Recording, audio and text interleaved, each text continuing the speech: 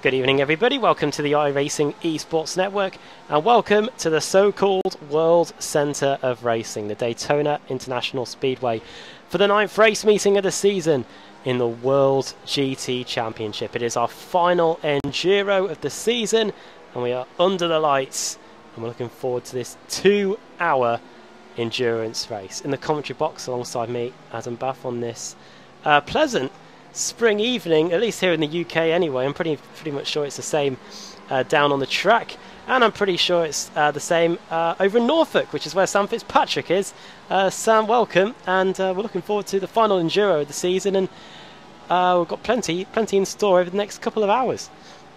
Yeah, absolutely. Fantastic weather here in Norfolk. I was just playing tennis, fantastic tennis conditions, so absolutely awesome. And I think the temperature out there as well is very good. 26 degrees track temperature, 25 degrees air.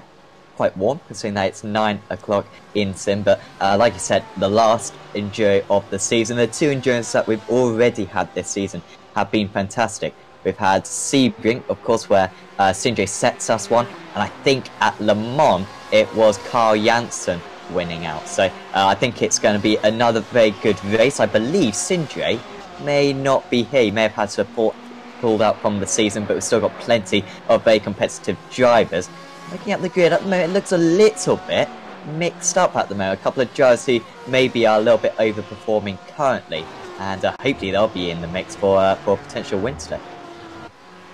Yeah, looking forward to this one actually. Daytona should lend itself well to these GTE cars that we've got in the field today. I should mention that, yeah, as opposed to some other GT championships that we do have on this channel, these cars are all GTEs as opposed to the GT3 spec cars. So if you're new, we've got the Porsche, as we're looking at here with Jamie Rushworth, who's currently our pole sitter. We've got the Ford GT, we've got the Ferrari, we've got the BMW. You can see there one of them just leaving the pits now.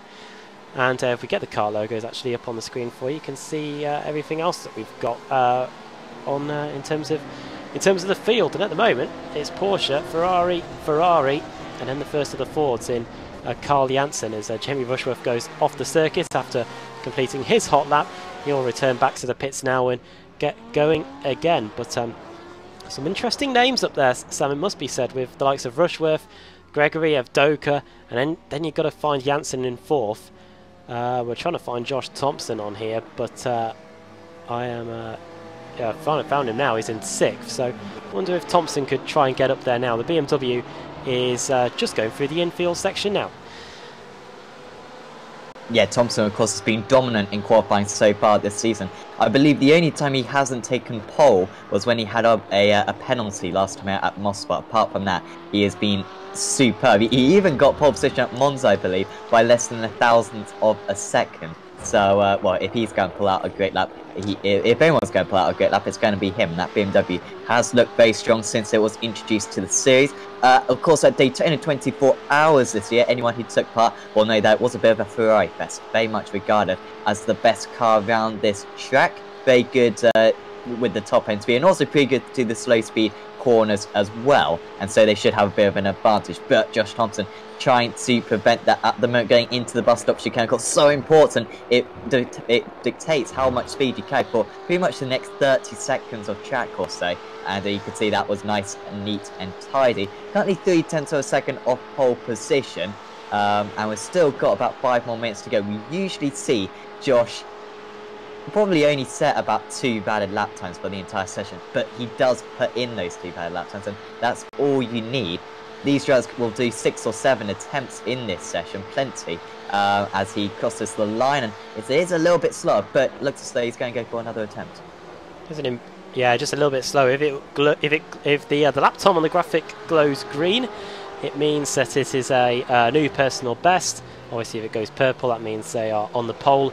If it's just white, as it was there with Josh Thompson, it means they have not improved, and he is pulled off to the side of the circuit. One man who does look like he's in a decent run of form at the moment is Ross McFarlane. He did have a purple sector, but right now, as you can see, he is on an outlap, and the big hitters are getting ready to go again. Jamie Rushworth has just started his hot lap.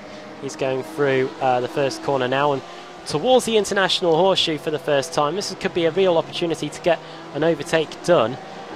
This aside, Sam, you're probably looking at maybe the left-hander going back onto the oval, or maybe even, aside from that, the bus stop chicane. But that's a really quick corner as well, so you've really got to time your move well. You've almost got to be almost fully alongside by the time you get there if you want to get a move. And we'll probably see that over the course of the evening. Yeah, expect the drivers to make absolutely sure of the moves. You want to be fully alongside before you make a move into that bus stop or turn one, because as you were saying, there are very quick corners. So it's a bit of an unnecessary risk to go for a risky move round here.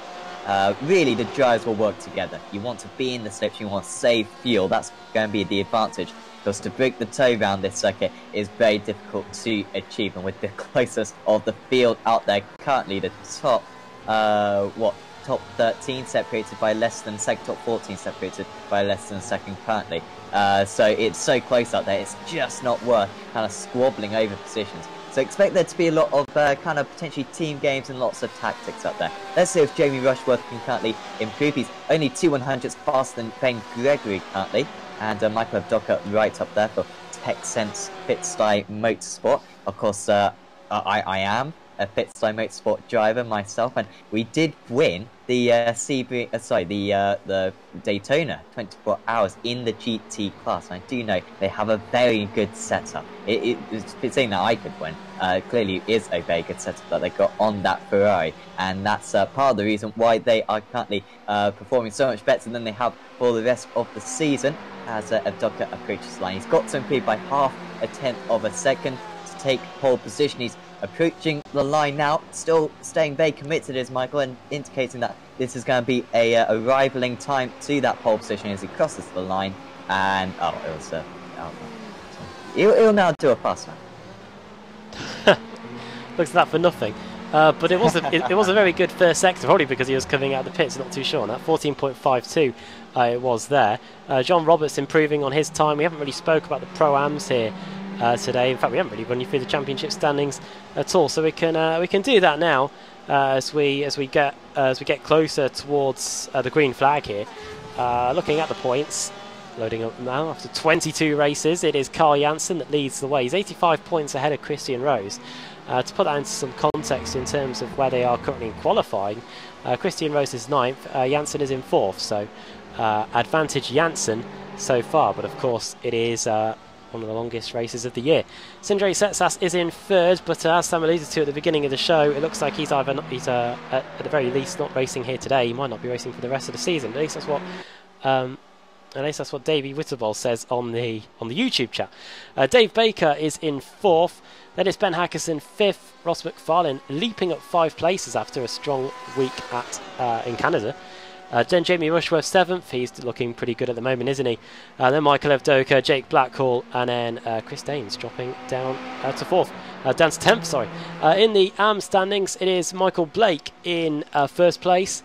Simon Underhill 2nd. Adam Hedgecock 3rd. 4th is Mark Woodhouse, and John Roberts is in 5th place. And then in the team standings, it's CQR Racer with a 330-point advantage over Core Sim Racing. With Sindre Setsas potentially not racing for the rest of the season, you would not expect that gap to close down. Oh, what a goal in the England game. CQR GT in 3rd, then CQR Sim Sports 4th, and CQR Tarkov the top AM team. And interestingly enough, this is a cut and dry thing we can now say. Looking at the point standings anyway, Sam, it finally looks like that Jason Dilworth has finally been moved over to the pro rather than the AM. So I'm glad I think we finally got that saga ended, really. Oh, thank God. That was driving us mad. For about 5 rounds we have been misquoting that, or have we? We don't know. Didn't know if he was a pro or now. He is now a pro driver. I think he was an AM driver initially, but then was kind of too good, and so got promoted. That's why you need to put some sandbags in the car, and maybe he would have kept that position, but seemingly not, as the checkered flag has come out for the drivers. Indeed, yeah, we've got a few circulating. still. We've got Ben Hackerson here. I've just realised that while I was looking at those points, I completely dropped it with the direction. Here is Ben Hackerson coming through NASCAR Turn 3. He's doing well in terms of the championship if you were listening earlier. And the bright red fours with the lights on the back, always find that so cool on these GTE cars. The Radicals Online Sim Auto. He hasn't got too much help in terms of a slipstream, and it doesn't look like he's going to improve at all either. But that thing said, he does go green through the final sector. Will that vault him up the positions at all? He stays 12th with a 41.5. John Roberts then, our last man to cross the line. Here he is, the Porsche driving for Boosted with Savage Gaming. He's got a green penultimate sector. He's got a green final sector too. Ooh. And it moves him up 2 places, 34th up to 32nd, 42.4 for him. Yep. So well done there. Also in the iRacing session, Jason Dilworth is an AM driver. So I'm going to get confused at least. So Adam's going to be okay today, but I'm still going to be misquoting this. But yeah, pretty much completed qualifying now.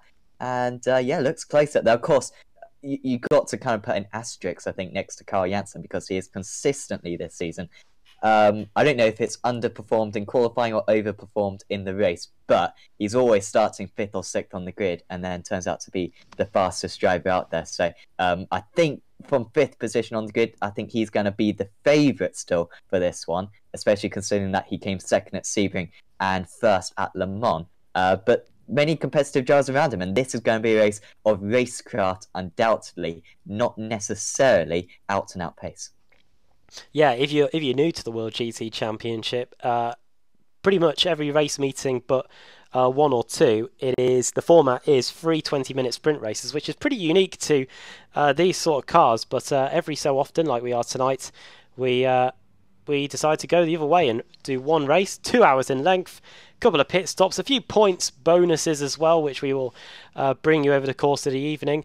Basically, you get a race worth of points about a third of the way through the race, and so on, and then the points at the end of the race when the checker flag falls are almost double what they are if you would win a standard race here. So plenty for the drivers to race for over the course of the evening. Down to the grid then. As you can see from the track map, they are lining up on the back straight just before the bus stop chicane. And let's get the starting lineup up for you now. Here we go. It is Ross McFarlane starting on the pole. With Jamie Rushworth in 2nd. As we can see there, Ross McFarlane just pipping Rushworth to the pole. McFarlane doing pretty well there. Ben Gregory in 3rd, then Michael Evdoka 4th. Carl Janssen in 5th with Josh Thompson in 6th. A very tasty row 3 there. Then Jake Blackhall 7th, Richard Warmingham 8th. First of the Pro-Ams, if you're new to the series as well, Pro-Am drivers are in red. Christian Rose in 10th, then Dave Baker 11th, Ben Hackerson in 12th, 13th place for Ben Palmer, then it's Daniel McCauley, car 007 in 15th in Andy Scheel, and then Mike Gray, Chris Wood, Steve Lavallee, Matt Bunn there in 19th, and Paul Smith. And we've certainly got a stream going of this. He's in 20th. 21st is Adam Hedgecock, then Michael Blake, the Pro-Am points leader. Then it's Jeroen Kaiser, Jason Rowe, Mark Woodhouse, Steve Burke. Then the 10 years of CQR car driven by Michael Hall. Robert Lundgren in 28th place. 29th is Lars van Rijn. Then Paul Gosling in 30th. Lee Deemer, the Welshman, in 31st. Then John Roberts in 32nd. Tom Jacobs 33rd. Dan Kraft 34th. The Belgian Ronald Moons in 35th. David White in 36th, and then towards the back of the grid it's Lee Woodburn, Chris Daines, Jason Dilworth, and then Rusty Laidler in 40th. And just a quick update, it looks like Ronald Moons, the Belgian, in car 69 there, you can see him there. He was meant to be starting in 35th.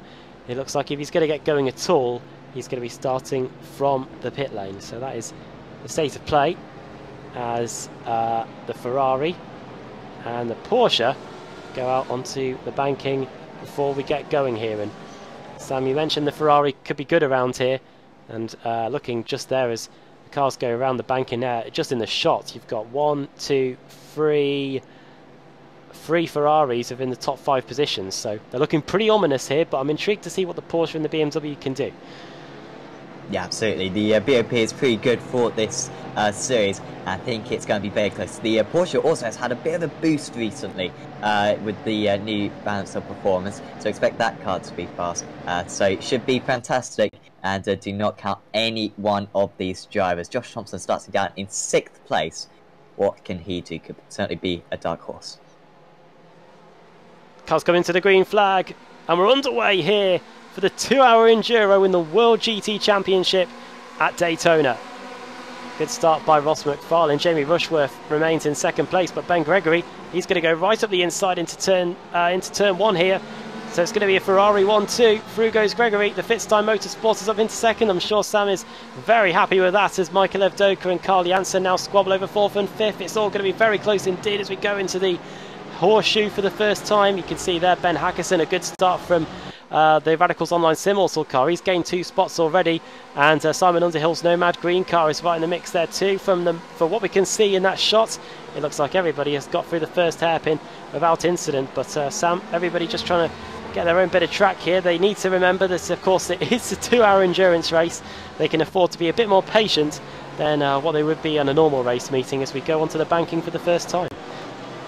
Yeah, absolutely. I think that's going to be the case. The drivers leaving lots of room, to be fair to them, on this opening lap. They do not want to pick up any damage whatsoever. Otherwise, that's really going to compromise their straight line speed, and that's what you need around this circuit. As we see side by side between Bunn and Shield, both CQR drivers, so expect them to work together. As we go back to the front, that is Rushworth getting back past Gregory. You can see Rushworth slightly offline, and he might well be a sitting duck down the next straight. Evdoka now getting very close, and in fact, Gregory's going to let Evdoka pass, and will maybe try to shield his teammates through these next few corners, because he's got Josh Thompson right on his tail. What can Thompson do going down into turn 1? Is he going to be able to find the inside? He might go onto the apron potentially, but he's going to go to the outside instead. This is a possible move potentially, but no, tries to do the dummy now, goes to the inside.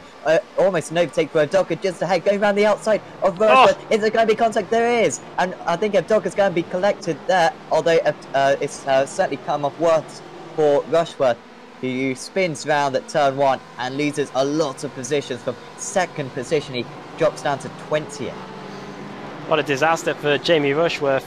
They were going all out going into the first corner, and as you can see there from the positions lost, down 17 to 19th place. One thing that will be in his favour is that it is a long race. As you can see, you're only 2 minutes into a 2-hour race here, and Paul Smith trying to potentially get by Jamie there, but it looks like the former BSRTC champion is going to slot back in 19th place.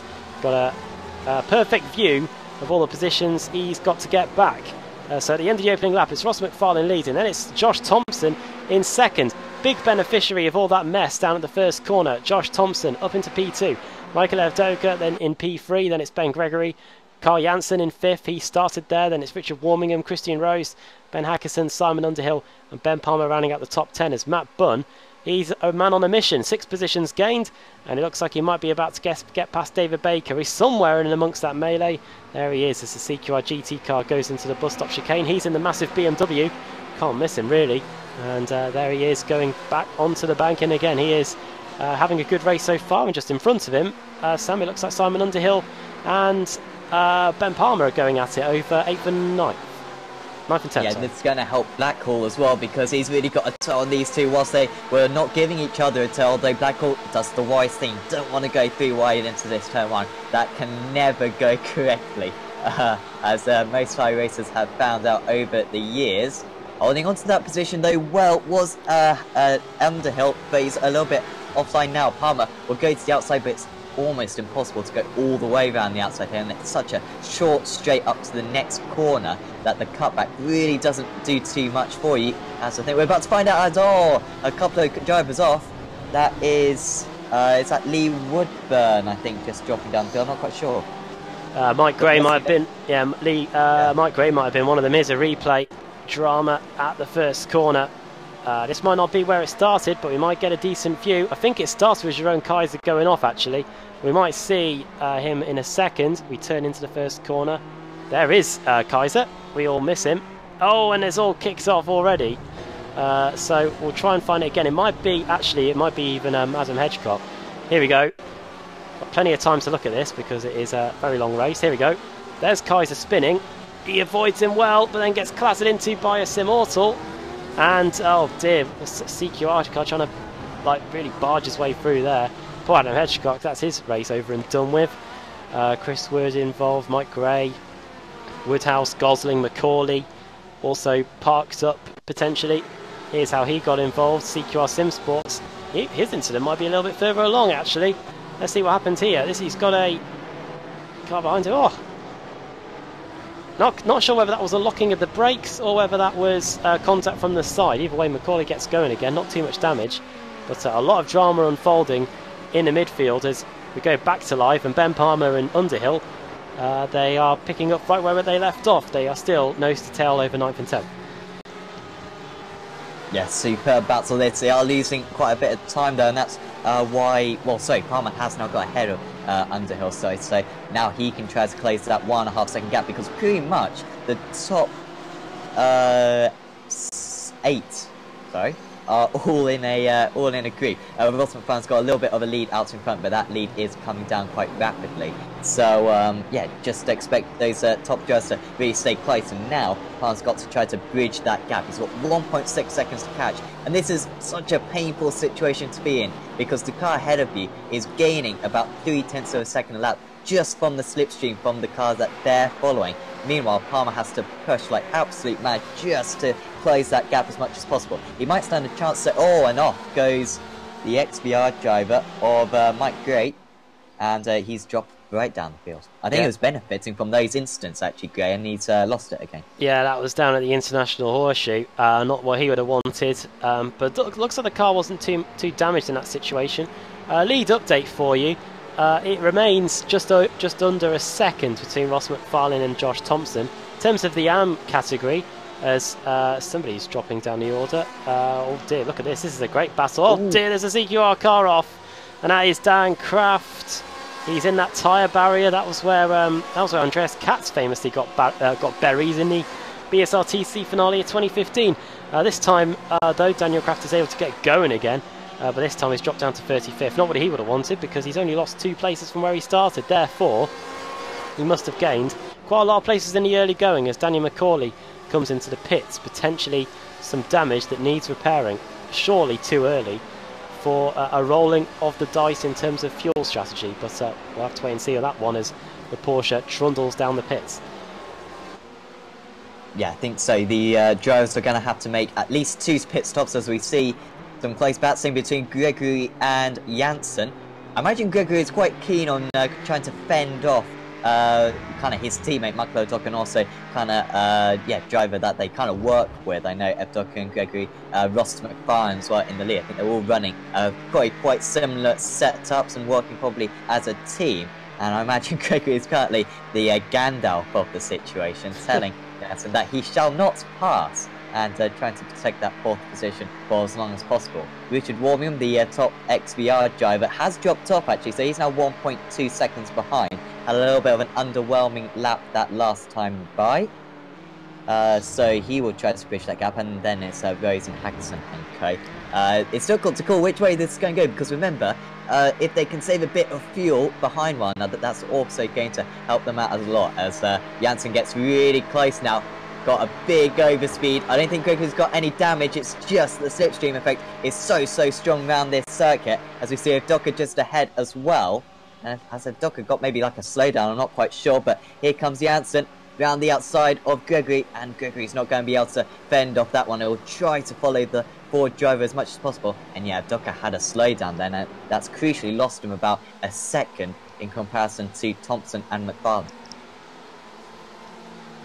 Good battle there, and great on-board view with the Ferrari going through the bus stop chicane, and now Janssen trying to close down Ivdoka.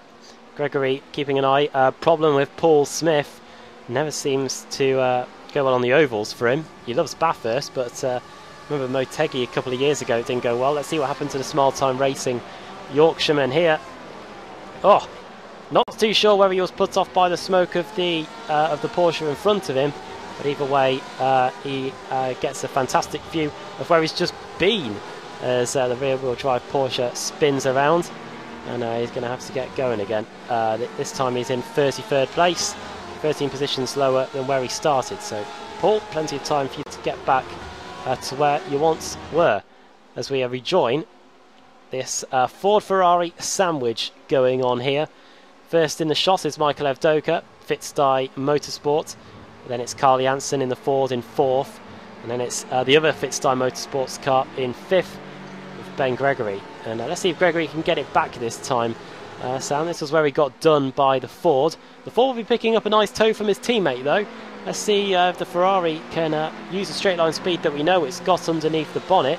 That being said though, Janssen, he's really closing in on Evdoka now. Yeah, seemingly so. They're going to be almost neck and neck all the way down. Gregory might try to box Janssen in here, but to be fair, Carl is a really responsible driver. Oh. And Gregory, though, maybe proving that he's not, because he's just tapped the back of Janssen. Not too much damage being made there, but that was a little bit clumsy there from Ben, I must say, especially considering that there was kind of no rush, that they're not really fighting for particularly important positions currently. That's just lost them about half a second or so. Potentially lost them the draft as well to Evdoka, so a bit of respite for him, and potentially a little bit of damage for, and off goes Rushworth. So another incident for Jamie Rushworth. Was running up in 2nd position at one point in this race. He's far from that now. Something's happened a bit further back, I think. Off goes a couple of cars actually. It's Lee Deemer being one of them. Let's see what happens here. We'll have a look at what happened to Rushworth in a second too.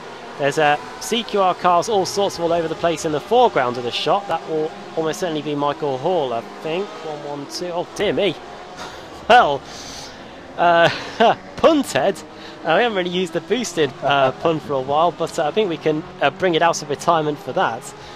Lee Deemer literally lifting poor Robert Lundgren, I think it might have been, off the circuit actually. I think we might have another look at that actually. We've got plenty of time. Here we go. We can see the CQR 112 car all over the place. Now, bang! It was 56. That was 56 that was on the end of that, and that was Jason Dilworth. So I think he could have done with the without the sandbags there potentially. So I'm not too sure, but the Welshman Lee Deemer getting a bit forceful there. Let's have a look at quickly what happened to Jamie Rushworth as we cycle through the replays. We can say that Simon Underhill has had to has come into the pits very early on, in fact, just before the quarter of an hour mark. Oh well, wrestling with the car on entry, then on exit. There's not much grip out there, Jamie, and he very nearly collides with one of the XVR green cars. So that horseshoe, that right-hander, this first sector is proving to be the action spot in this race so far, and plenty has unfolded. It's Michael Blake. He always seems to do it, Sam. We see the qualifying order all the time, and it's always quite a few drivers that are ahead of him in terms of the Pro-Am Championship battle. But looking at the timing screen, he's already managed to get back to the top of the Pro-Am order. He's in 17th place overall, but he's first in the Pro-Am class. Yeah, super impressive. And with, that's the main key, especially with these drivers, because they're always right in the middle of the field. It's just about pounding those results. I think it was Mark Woodhouse earlier on in the season. He was absolutely doing that. He had the lead of the championship for the first 3 rounds or so. Just dropped off a little bit since then.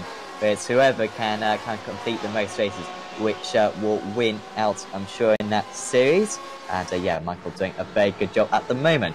With the points, you get, I assume it's 1 race worth of points at the hour mark, and then 2 race worths of points after the race, isn't it? I think that's the case, isn't it? It's not divided by 3; it's divided in half. You're right. I'll get the rule book out for you and get into that. But I say that no, the website has crashed on me. Lap 9, 13 minutes gone. Then Ross McFarlane. The gap is starting to come down. The gap has halved since we last checked in on it. Question is on the YouTube chat, what happened to Simon Underhill? Let's have a look, shall we? He has crashed and he has come back to the pits, the Nomad's green car. Here we go, going through the bus stop chicane, everything going well here. Oh wow, oh dear, and that's hard impact with the safer barrier. Fortunately not as heavy as if he had hit the concrete wall.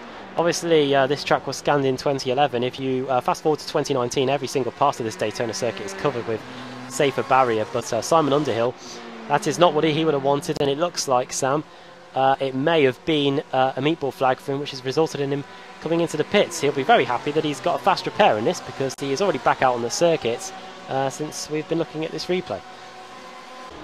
Yeah, of course, all the drivers get a fast repair. Quite an interesting tactic with the fast repair, because if you pick up minor aero damage, then you can take the fast repair at your first stop, but then risk having a big accident and then, of course, having to leave the race, or you can save it until kind of your last pit stop and use it. So it would be interesting to see what the drivers do with that. Of course, we can't tell as commentators what they are doing. We don't have that information, but it will still be interesting to check in on the drivers. Thompson, he's managed to just close that gap. It was at about 1.5 seconds at one point. He's got it down to just 0.2 of a second. Now, will he go for the move? No. Will stay behind. It seems to be a similar tactic being followed by Carl Janssen. He's consistently within about 0.2 of a second of Michael Avdoka, and these two are slowly, really slowly, dragging themselves up to the top two. They are about, on average, about 1/10 of a second a lap faster.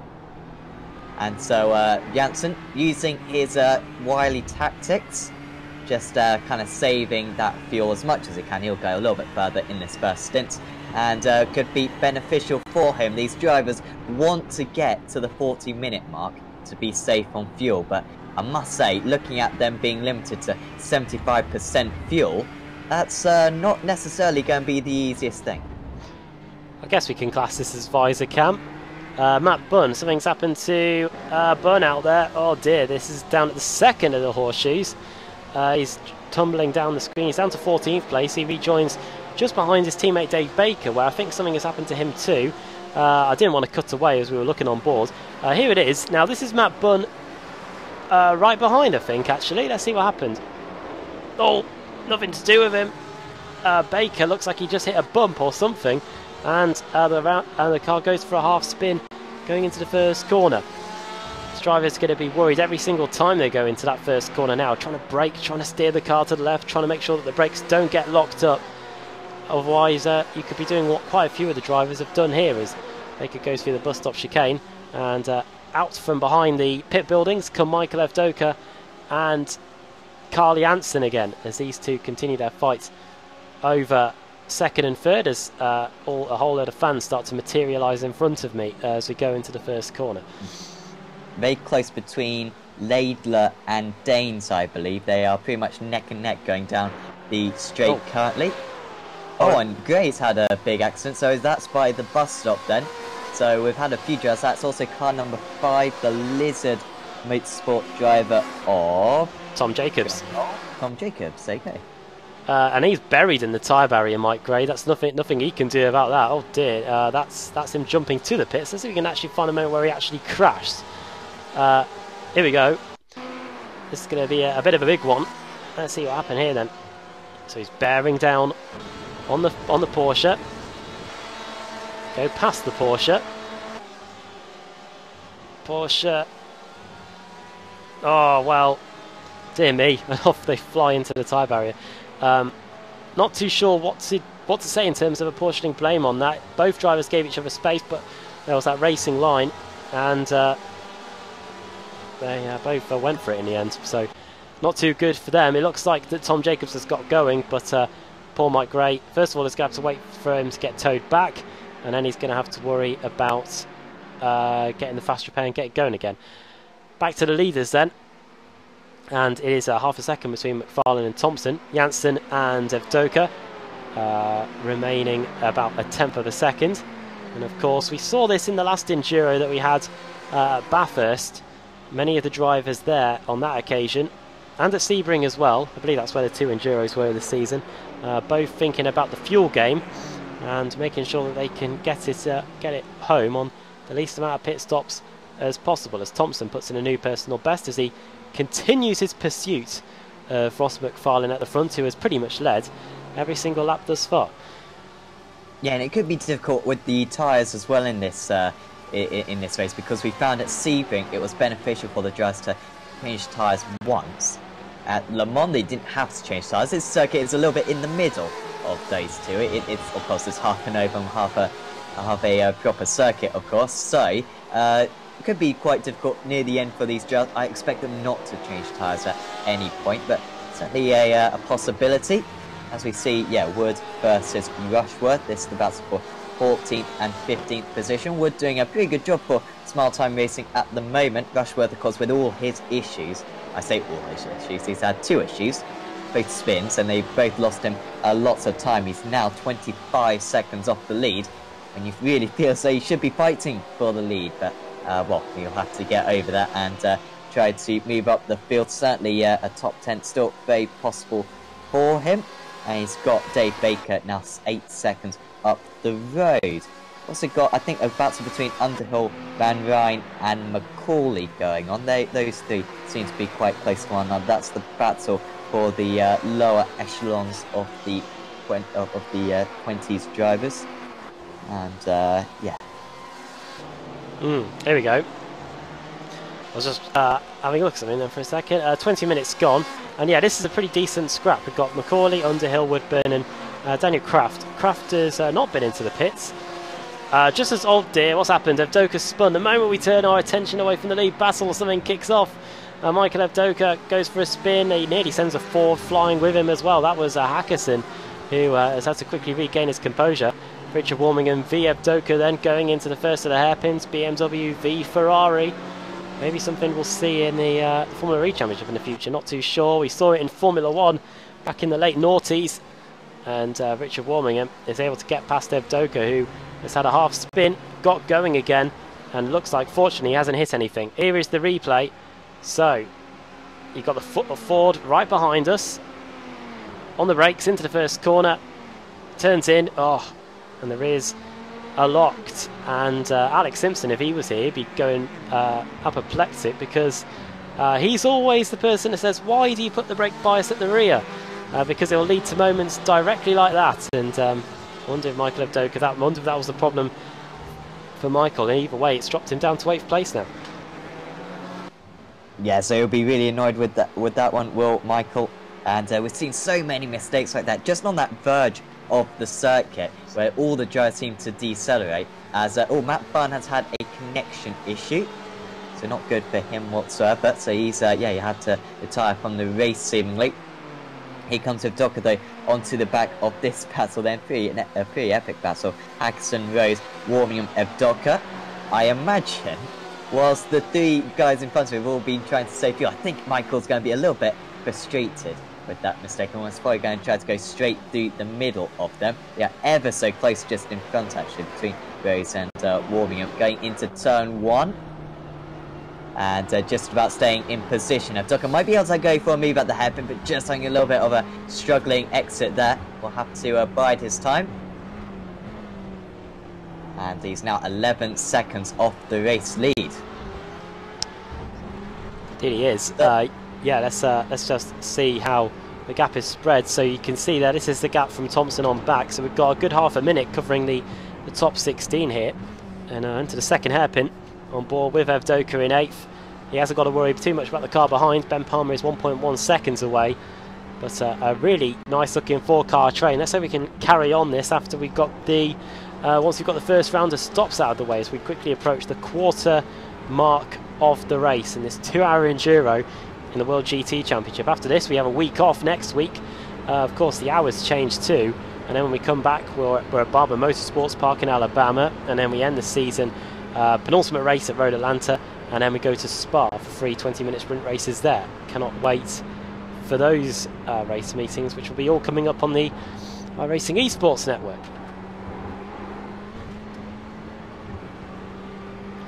Yeah, it will be a great run to the end of the season. Still, all the championships are very open, and so yeah, should be fascinating. Plenty of duels to settle, I'm sure.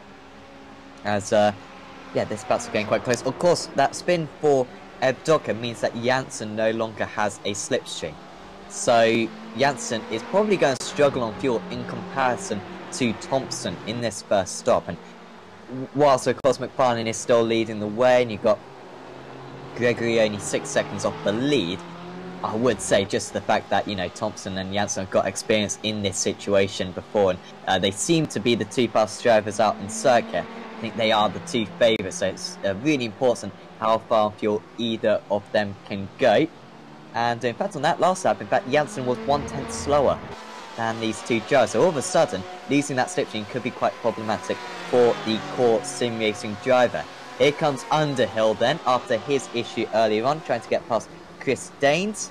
And he makes that one very easily. So up the board driver goes, up into 23rd position. He's next up got Robert Lundgren just in front of him. And that will be 4th position in the AM Championship.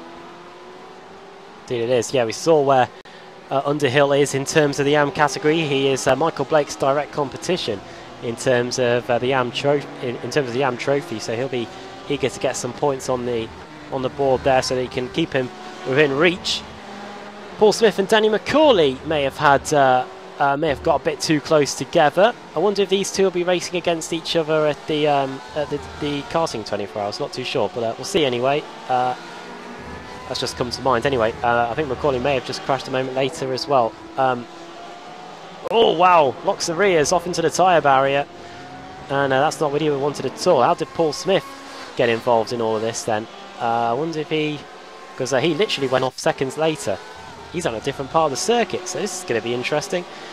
Here he is all on his own, the Smart Time Racing car, with his live stream probably capturing this moment too. Through the right-hander, is he going to put the power down or something go horribly wrong? Runs a bit wide. Really built that up to be a lot less than it actually than it was.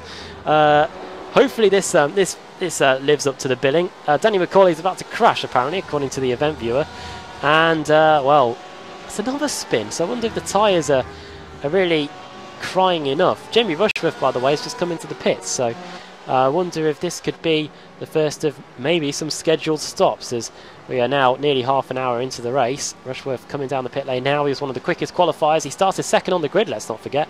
And there he is now, pulling into pit box number 2. And he is going to be getting the necessary fuel and tyre service as he comes down the pit lane. So a couple of moments there as there goes Danny McCauley through into the first corner. Yep, so yeah, he's going to try to make his way back up the field, but you can see a little bit of damage on that front nose. Great performance so far from Richard Warming, who is a driver who has been improving significantly over the past year or so on iRacing. So well done to him. He's in 7th position, but remember, just behind Christian Rose, who is the 2nd place driver in the championship.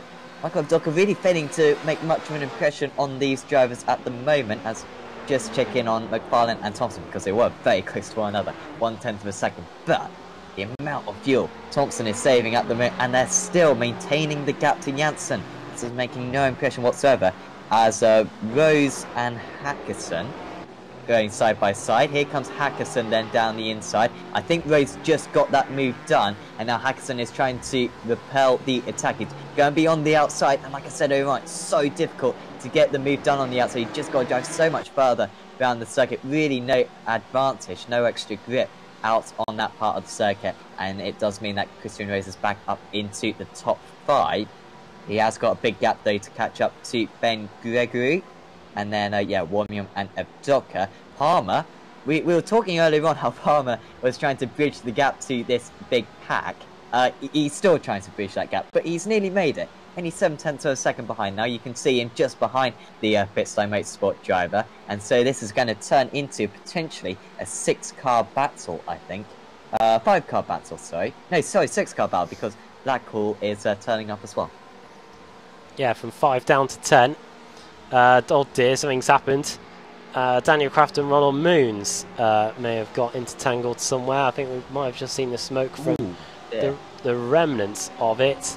Let's have a look and see what happened then. This is the first corner. Danny McCauley and Ronald Moons. There you can see they're in the same shot. Oh well, that was not what I was expecting. What's going to happen to Ronald Moons then? Because he collides. Oh, he has a spin in the background. There he is. We just saw that in the background of the shot. So turn 1. It's almost turning into a question of who hasn't spun at the first corner. That's how it's shaping up to be at the moment. Sam, as we go into the first corner again with the guys at the front, a little lock up there, a drag of the left front brake by Hackerson. They're really struggling to slow the car down through there, and it's not really helping, of course. I believe the GTE cars, they don't have ABS. Correct me on that, or is it the other way around? Is it GT3 where they don't have it? Either way, they could really do with that in terms of helping them going into the first corner. I'm literally just looking at the setup changes right now.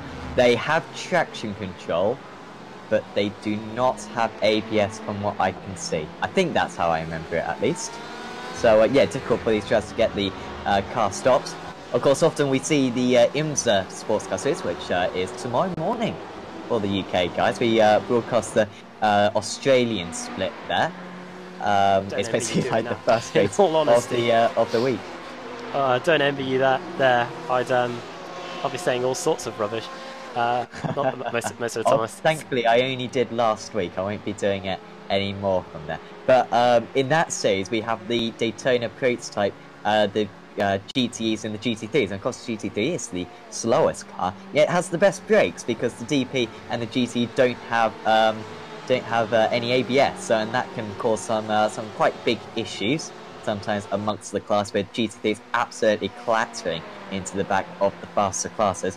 But of course, all one class in this series, so not too much of an issue, as we're going to see a move this time. Haxton very easily keeping up with these guys. This is why overtaking is pointless around this circuit. The fact that once you get behind someone, you can just follow them in your draft and you're saving a lot of fuel. So it kind of shows... Oh, and Evdoka's going to go for a surprise move. That's a nice move there from Michael Evdoka.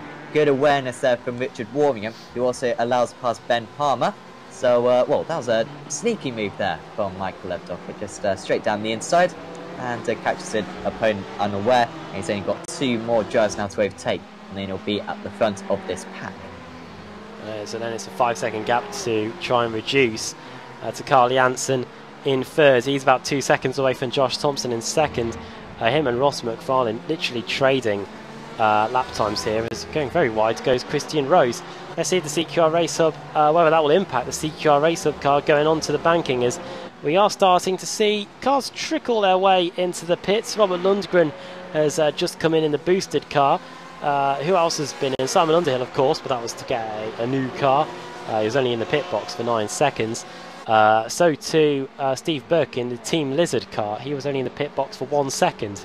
Implies a new car for him. Quite a few others coming in too. Cars that are lapped down as things stand. Ronald Moons, Adam Hedgecock, David White, Matt Bunn, Sam alluded to earlier, had a connection issue or something of the sort. Rusty Laidler in the CQR Tarkov car didn't really last long at all. He's out. And Mike Gray as well. We saw the big accident he had in the tyre barrier at the bus stop chicane. As back onto the front straight they go. The Porsche is providing a fantastic slipstream to the Ford. Will it allow Christian Rose to get past by Ben Hackerson? They're somewhere in that shot. There they are. Here is no! Well, he hits the tyre barrier, Christian Rose. Will that have done any damage? If it has, he's got to do the lap, one of the longest laps on the calendar to get it replaced. And I think it is broken. He's trying to reverse it. He's in the pit lane exit, let's not forget. He is doing the world's largest 3-point turn. The driving instructor's sat next to him. He's going to be marking him down for that. And away goes Christian Rose. Is there damage? We're looking from the cockpit view here. Is the wheel pointing straight? It looks like it. It looks like he's fortunately got away with one there, Sam. Well, the slightest of a silver lining on this is that the fact that he hasn't got many more laps to go until he has to come into the pits will take his past pair.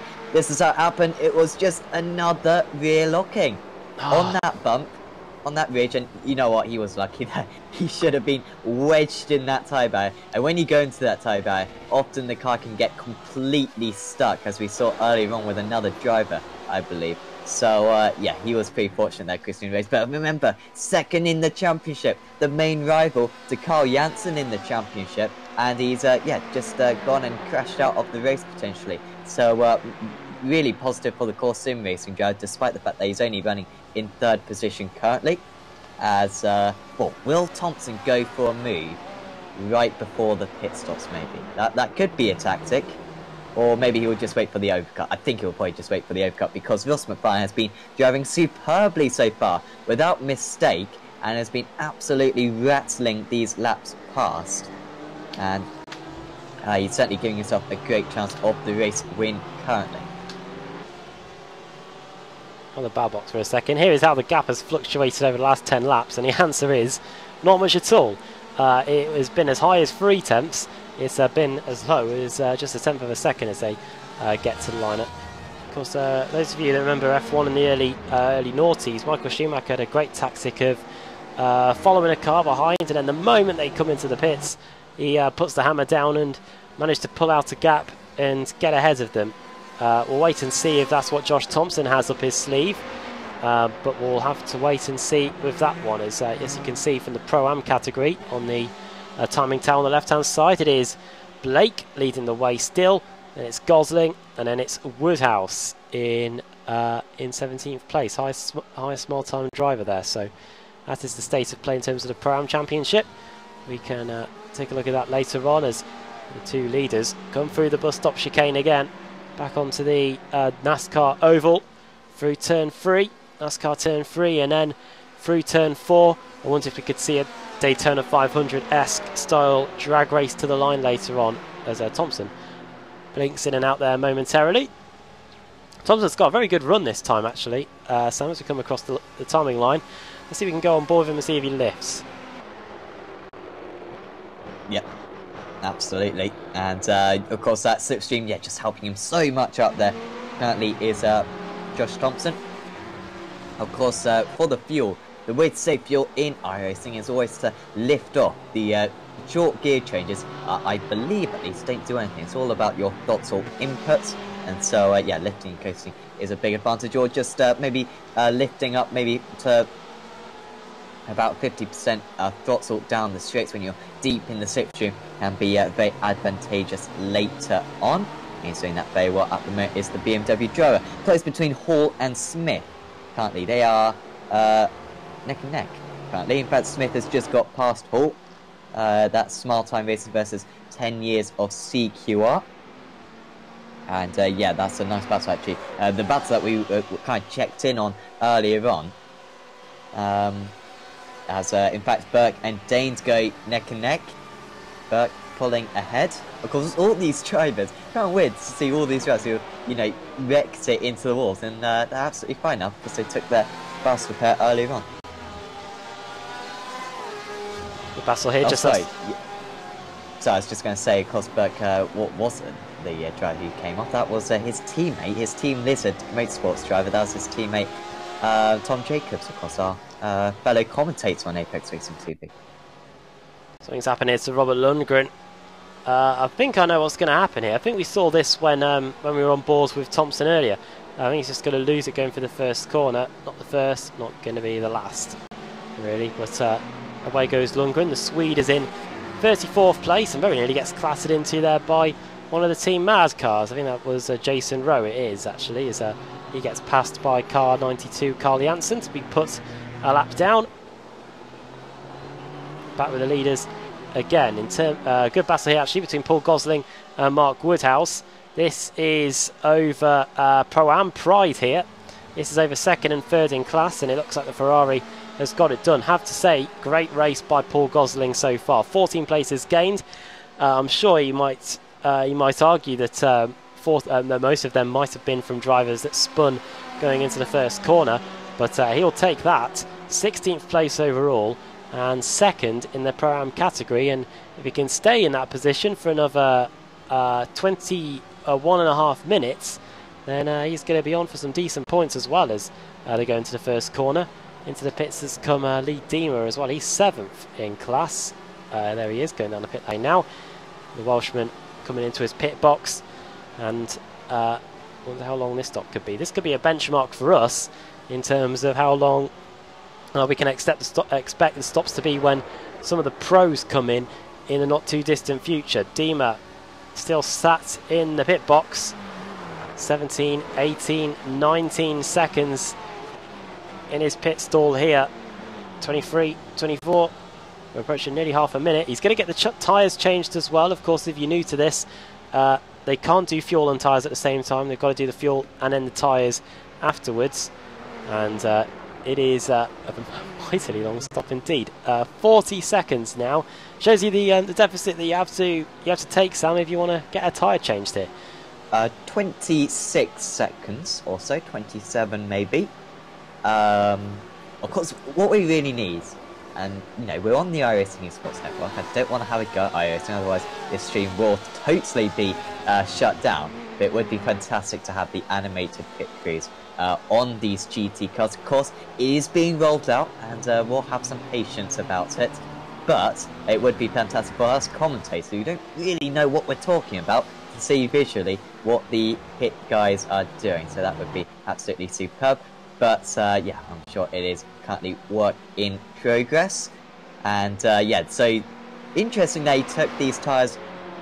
He had an early first pit stop and he took tyres. I would have thought, you know, they'd kind of have a long pit stop, a long stint, sorry, maybe 45 minutes and then take tyres. But I don't know, it's not going to make a massive difference. And crucially, these drivers all making 40 minutes on this opening stint, which shows they only need to do 2 pit stops. So pit window is well and truly open. Of course, expect Thompson and Janssen to go a couple of laps longer than McFarlane because they've had a slipstream for the majority of this race so far. And yeah, so don't be surprised if McFarlane comes in within the next couple of laps as he flashes his lights, maybe a signal that he is coming in. And yes, he duly does. Of course, an incredibly difficult pit entry here. He's absolutely nailed that one though, Ross McFarlane. Also, you're trundling down the pit lane at a very high speed, higher than you usually do on the road circuits. And that means actually just stopping for your pit stop can be surprisingly difficult unless you practice it quite a bit. Because you're going at about 80 kilometers an hour, of course, come to a stop. And, well, Ross clearly far better a driver than I am. And it gets it stops on the lines perfectly. And will take, well, will he take tyres? That's the big question. So it's getting changed quite a lot of cars coming in, aren't they? Gregory, Blackhall, Warmingham, Hackison, Palmer, Shield and Chris Wood. They warned us on the YouTube chat that they'll be coming any minute, and away they go. The stop for McFarlane, 26.4. Keep that in your head, and so will we, and we will remember that for when Josh Thompson comes in a couple of laps. Where's McFarlane going to emerge? He's going to just come out behind Christian Rose. Not the worst driver to come up behind. Christian Rose is a pretty quick driver. They've also got in front the laps car of Ronald Moons, I believe that is, in the car in 69. Yes, it is. So first of all, going to have to get by him. And Christian Rose duly gets out of the way of Ross McFarlane. I wonder if he will too. There's a few more cars coming to the pits. Michael Blake, Mark Woodhouse, Paul Gosling, Chris Daines, Lars Van Ryn, Tom Jacobs, all coming down the pit lane now. You can see whereabouts they are on the track map. Is Josh Thompson coming into the pits? He is. Look out for Ross McFarlane on the track map then. He is in P6. You can just see him there. He's coming through NASCAR turn 2 onto the back straight. Wouldn't be surprised if maybe Thompson takes a slightly less amount of fuel at this pit stop just to make sure that he has that track position. He could well be ahead, but of course, like you said earlier on, I forgot that number actually, wasn't it? Was it 27.1? 26.4 the pit stop. 26.4, completely different, but roughly in the same ballpark. And yeah, so who is going to be ahead? Janssen got the gap down to about 1.5 seconds. Well, either of them, you know, change tyres potentially. Thompson, 22, 23, 24, 25, so it's not going to take less fuel. 26.6. Well, this is going to be close. Janssen, 26.2, is still behind. There is McFarlane. And this is going to be ever so close. Here comes Thompson out of the pit lane, and McFarlane should just about be ahead. He'll have the inside line crucially. Absolutely awesome shot as McFarlane goes down the inside, and he'll take back the race lead. Now, can Janssen get involved in this one? No, he can't quite. And, you know, whilst that was very dramatic, it doesn't necessarily matter too much because, of course, now Thompson will just stay in the slipstream of McFarlane once again. But I'm pretty sure McFarlane, seeing that he's probably the slowest out of these 3 drivers, will quite like to be in the lead. It just gives him that little bit of protection that he's not under pressure from potentially dropping back from these guys. He can control the pace. Quite a lot of AM drivers coming in on this lap too. Ovdoka, Burke, Paul Smith, John Roberts, Lee Woodburn, all coming in. This is going to help Michael Blake. That isn't Michael Blake. This is Michael Blake coming into the first corner. Looks like he is going to be second in the Pro-Am category because Simon Underhill is doing very well. But of course, he's yet to come in, Underhill, technically. He came in earlier, got a new car, but he's yet to come in to make his fuel and potentially tyre change. But this has really come alive in terms of the battle for the lead.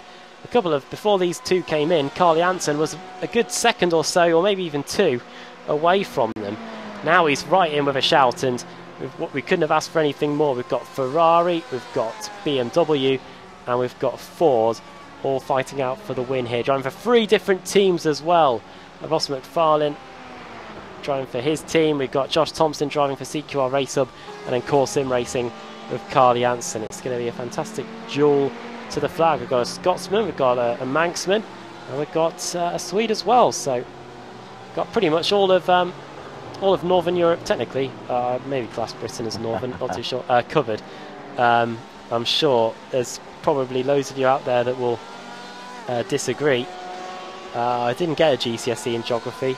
I don't know why I'm rambling. Well, I got a B. There you go. I don't know if I can provide any wisdom. I'd say, well, the weather, like we were saying earlier on, very nice in the country. So probably, maybe not Northern Europe, certainly not Southern either. So it's in the middle, isn't it? Of course, sorry to go off topic, but one of the big questions, of course, in life that many philosophers have always contemplated: what is North England? What is South England? Because is it just population-wise? It's just above London. That means that I'm in the north of England, which obviously isn't the case. And it's incredibly difficult to define a line. So yeah, I don't know what are you Northern England or Southern England, Adam? Well, the train company I have is Northern Rail. So if that's anything, if we class that on that, what's yours? Is yours Southeastern or something? East or Anglian Railway or something like that? Yes, yeah. There you go. Yeah. I've just forgotten the name of our Greater Anglia. There you go. Best train company. Well, this is the last bit. We'll go off topic. I'm sure this will cause much debate on the chat. Some of the people I lived with during the time doing my degree, they believed that there was no such thing as the Midlands. They just said you either north or you're south, which caused me to get irate. I come from the Midlands. I live in Manchester now, but there you go. Geography can cause much debate, as it is at the moment, with a certain leaving of Europe, as it were. We're going into that territory, are we? Well, we've got several Europeans probably watching. Well, that's it. I'm sure they've got their own opinions on it. Lap 28, 48 minutes gone here. This race will probably, there's probably a Brexit thing in there somewhere, but I'll leave you to make your minds up on that. Ross McFarlane leads. Josh Thompson is in second. Credit to Michael Evdoka. We're looking at him here. He's in 18th place after one of the longest pit stops of the race so far. We didn't really cover this. 1 minute and 4 seconds for Michael Evdoka. Now, judging that he's got a purple sector 2, Sam, tyres? Yes, and maybe a penalty to boot as well. So, yeah, not great for yeah, Michael, I've got a penalty, so I'm just going to take the tyres anyway, and it might help me out in the long run, I'm assuming here. But yeah, Michael Evdoka, after all of this, is now in 18th place. He is 6 seconds away from the next car, which is Christian Rose, 2 championship contenders that are really in the wars here at Daytona as we approach the hour mark and the first dishing out of potential points. There's a good battle going on here between 2 Bens. Ben Gregory versus Ben Hackerson going over the line. TechSense Fitztime Motorsport versus Radicals Online Sim Mortal, Ford v BMW 2. And into the first corner they go, making sure they try and use the widest line possible. I'm assuming because there's not too many bumps out there, as Danny McCauley finally comes into the pits. He was running quite high up after getting a fast tow earlier, but now it's time for him to come in. So too Jerome Kaiser, who also came in earlier to get a fast repair. So they're both coming in now for technically their second stop of the race, but their first scheduled visit to the pit boxes. Even though nearly an hour's gone, as you can see from the track map, we've got most of the cars still in and around the same part of the circuit. There are quite a few cars that have been involved in various crashes. They're in their own little group, just going on the exit of NASCAR Turn 4 now. So that is the state of play in terms of where everybody is on the circuit, as the leaders, Ross McFarlane and Josh Thompson, come up, and Carl Jansen, come up to lap some traffic. They've got Lars Van Ridden and Tom Jacobs just up the road. Yeah, and this, of course, we'll try to get a little bit of fuel saving Walt McFarlane as well. Interesting that the Thompson and Jansen had so much of a tow for that entire stint. Could only go one further lap on fuel. It's really positive for Ross McFarlane.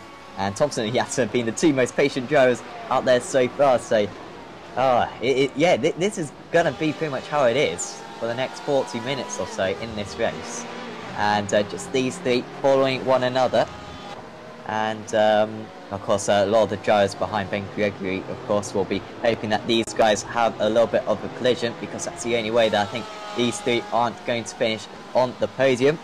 And they are absolutely running line astern, 9/100ths of a second between all three of them on their last lap. So they're just waiting, preparing for that next pit stop, and then go for an absolute flat out half an hour of the race. Talk about where he's going 7/10 of a second faster than these drivers. So of course those specials apparently missed his pit box. So maybe not a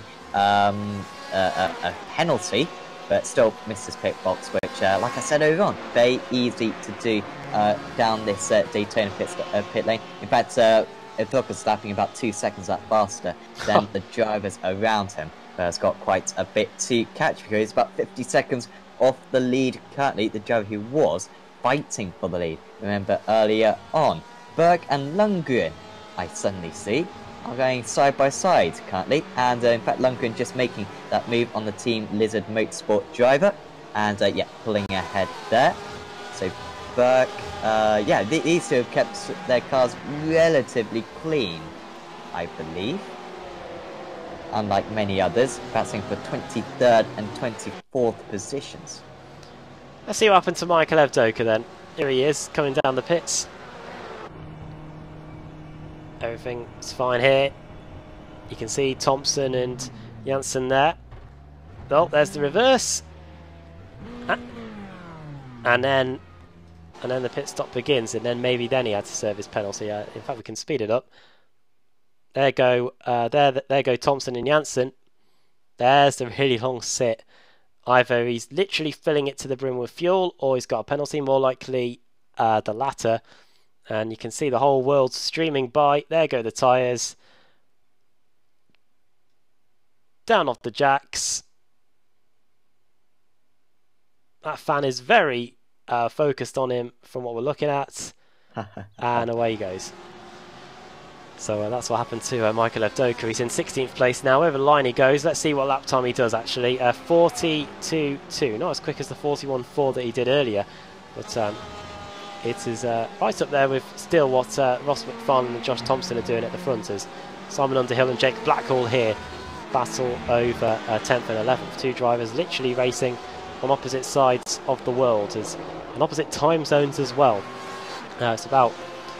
In Jake Blackhall's area of the world, in Down Under, it's probably about coming up to... It's just finished breakfast time. Here it's approaching late evening here. So Underhill and Blackhall trying to scrap over 10th and 11th. They've got Steve LaValle just behind them too, who's gained 6 spots since the start. A good race for him so far. Yeah, good battling amongst these drivers. And yeah, so yeah, we've got the... Baker, Shield, Blackhall and Underhill all in a pack, and LaValle as well. And then of course 9.5 seconds back to Chris Wood, and yeah, of course Jamie Rushworth trying to close that gap along with Christian Rose. So Christian Rose then must have taken tyres. Sure, we had already seen that, as down the inside goes Underhill. He's going to go onto the apron and back into the pits. Unusual. He pitted earlier on, did he? Yeah, he crashed, didn't he, Simon Underhill? I think. So he's off kilter with everyone else. So he has to make this will bring him back on par, I guess, in terms of the pit stops. One more pit stop to go after this one, but this is going to send him tumbling down the field.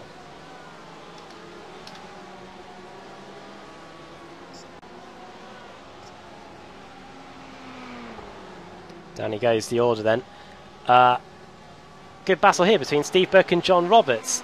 Look at this. They're using all parts of the famed banks here at Daytona International Speedway, and Burke goes past what could potentially be an ailing John Roberts here. Maybe that's why he's trying to get out of the way. Maybe a slowdown penalty, who knows really.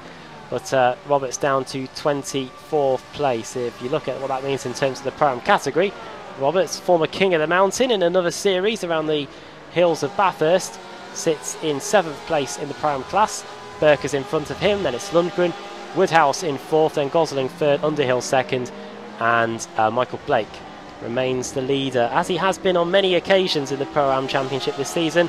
It's why he's leading the points by 20 going into this one, and he may be leading it by a little bit more, as we are 5 minutes away from giving out the points for the first half of the race, and still half of it still to go here. Is a little lock up there by Steve Burke, who's now chasing down Robert Lundgren in the Porsche. He's now got the Team Lizard car to worry about as they go through the left-hander and back onto the banking again.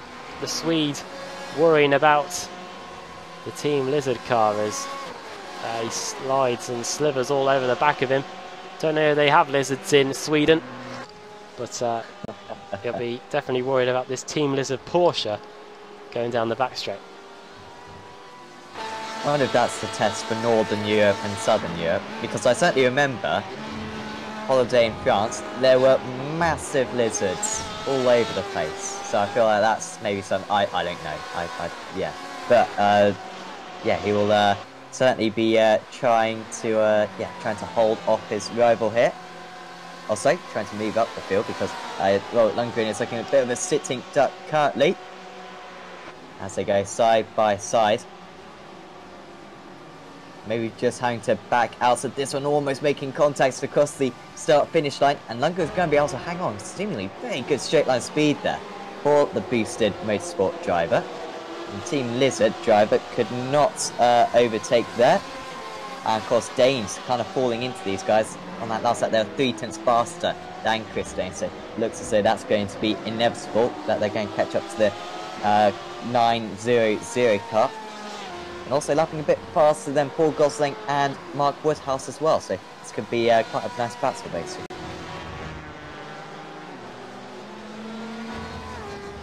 There's the state of play in the Pro-Am category, and in terms of the pit stops, and you can see who has had to come in twice to get either new repairs or whatnot, so potential penalties as well. Michael Blake leading the way, but fantastic job, it must be said, with Underhill. Even though he's been into the pits twice to get a new car and to get his fuel and tyres done, he's still running up there in 2nd place in class. As we check in on the leaders in the overall category in the Pro, it is Ross McFarlane, then it's Josh Thompson still with Carl Janssen in 3rd.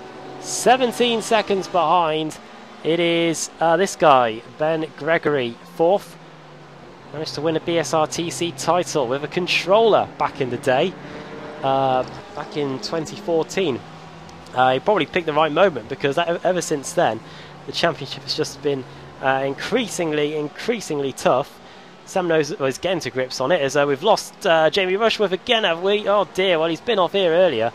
And the CQR GT car going for another spin. It shades of Felipe Massa at Silverstone in 2008 in the wet. Here it's in the dry, and sorry, the excuse. Let's see what happened to the CQR GT car then. He's got Paul Smith behind, who is a lap down on the former BSRTC champion. A locked front brake going in, almost identical to what happened the last time. Put 2 wheels on the grass on the exit, spins the car around. JV has to get going again in 15th place now. I think he lost a place to Evdoka, just 1 place to Evdoka after that. So Rushworth going again in what is turning into a really eventful evening for him. Yeah, absolutely. And of course, bringing on to that Felipe Massa sprint at Silverstone 2008. iRacing, rain please, of course, that could be work in progress. I think they're pretty much confirmed it, so certainly keep your eyes peeled if you're new to iRacing. Plenty of new features coming, of course. New tyre model certainly being worked on. New damage model is being rolled out gradually to the cars, and also rain a possibility in the maybe in the next couple of years as well. So certainly do keep your eyes peeled. It would be a complete game changer, I'm sure, and would be absolutely awesome to have that feature. But of course we must be appreciative of the other features. Of course we have got day-night as well on iRacing now, and these drivers certainly exhibiting it very well. Unfortunately this didn't start in the day, but certainly the night is progressing. It's currently is it 9:30? Sorry, no, it's in fact it's 10:13 in at night currently.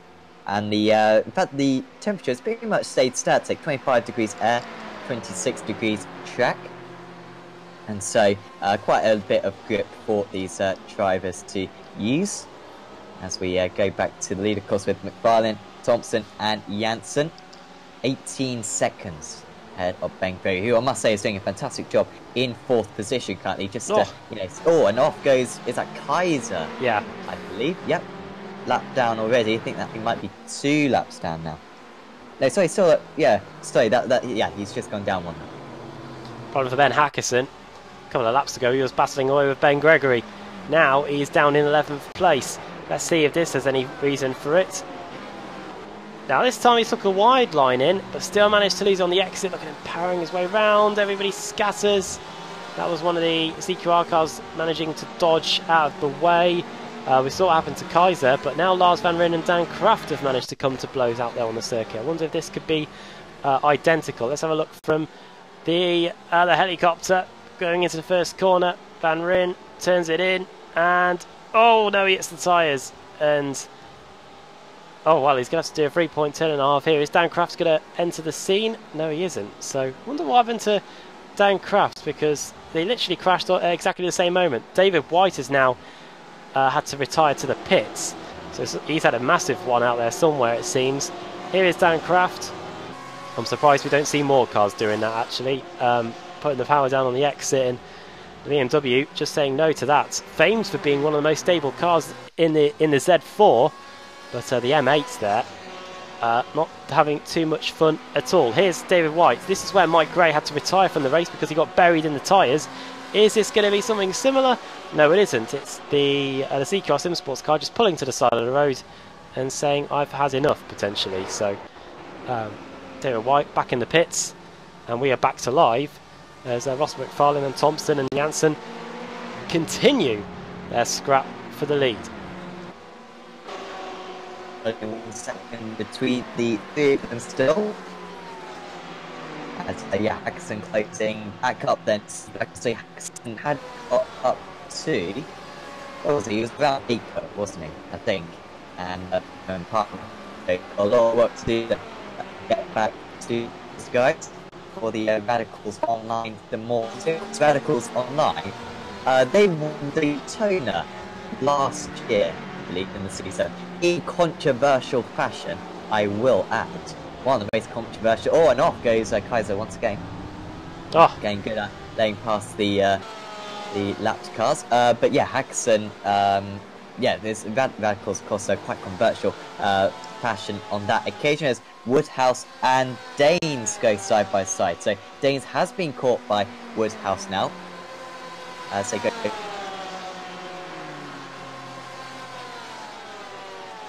And moving ahead. Woodhouse trying to retaliate of that one, save a little bit of fuel, and we'll see go back up into 19th place, perhaps in about half a lap's time. Indeed, yeah. Discord is being a bit of a pain. Oh no, it's back in the green bars now. I was worried then for a second. 22nd, 23rd and 24th, Lundgren, Burke and Roberts battling away. We were mentioning this earlier. These guys are all Pro-Ams, and they're fighting over potentially a podium could be up for grabs when we get towards the back end of the race. Here is a decent scrap. This is Christian Rose versus Michael Evdoka. Two cars that we see at the top of the championship going into this one. They've not had the best races, but they are having a fantastic scrap here with Paul Smith, the Yorkshireman, just in front of them. We didn't really mention that we are now past the hour mark, so points are going to be dished out to where everybody was at that time. Ross McFarlane was leading, as he has pretty much every single lap apart from when he came in earlier. Josh Thompson in second, and Carl Janssen third, Ben Gregory fourth, Ben Palmer in fifth. So those are the drivers that will be getting some points. Everybody else gets some points added too. And as they come across the line, we've got 55 minutes to go here, and another round of fuel stops to go as Paul Smith gives them a very wide berth going through turn one. Lap times are about half a second or just over half a second away from what they were earlier on. Farland and Thompson, their personal best are high 41s. They're currently doing mid 42s here with just over an hour of the race gone, and from what we can gather, just by the 26 second stop length, no tyre changes either. And I wonder if by the end of the race, if they decide not to take tyres, they could be living to regret that, because the infield at Daytona is a bit more abrasive than the smooth oval that they are on now. From what I know, Sam, it is the Daytona scan from 2011, but because it's a NASCAR, officially sanctioned NASCAR game, just trying to work out whether they've aged the tarmac in that time. Because otherwise, if it's the same tarmac as it was in 2011, it's going to be butterly smooth and no tyre wear whatsoever. But if it's up to 29 spec, it could be causing a few bits of tyre wear towards the end of the race.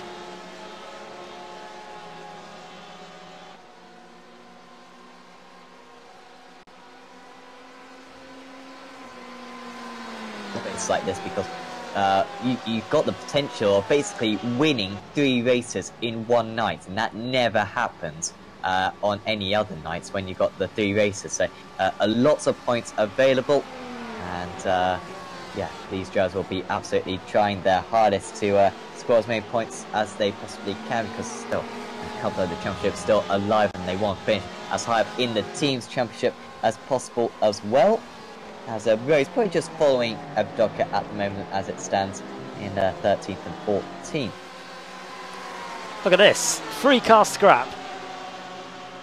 This is Simon Underhill, Mark Woodhouse and Steve Burke all duking it out, going through the start-finish line. Woodhouse is going to decide discretion is the better part of valour there. So it's going to be Steve Burke leading them round. Then it's Simon Underhill in the Nomad green car. He's now dropped down to 4th overall in terms of the Pro-Am race for the win. And then it's Mark Woodhouse. And then we've got John Roberts just a little bit behind as well. Fantastic scrap unfolding in the AM class here.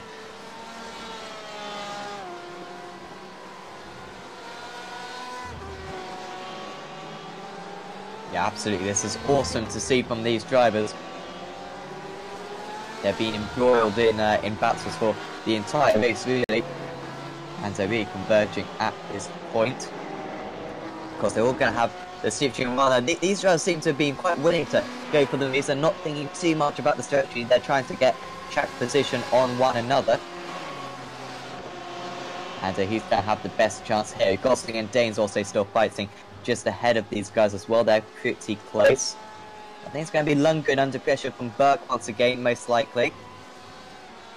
And he'll still getting involved as well with Woodhouse closing, and Roberts, of course, very close as well.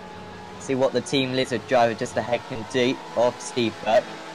Yeah, that's just 3/10 of a second now between Burke and Lundgren.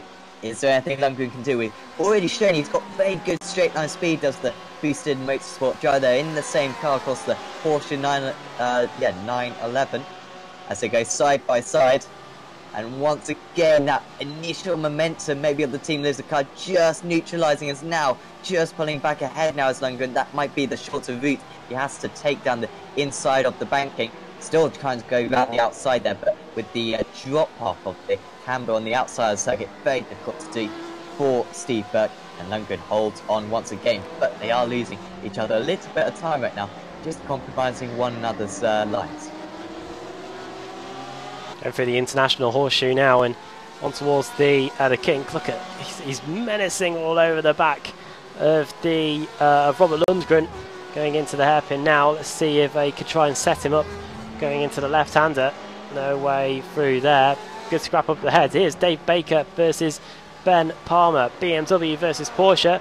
Or should that be Porsche versus BMW? That is Baker up into P5. 6 positions gain now for him. The race didn't start too well, but now he is really right up there, up to 5th place, and Richard Warmingham is right with these guys. So fantastic scrap unfolding here as we are in the second half of the race now.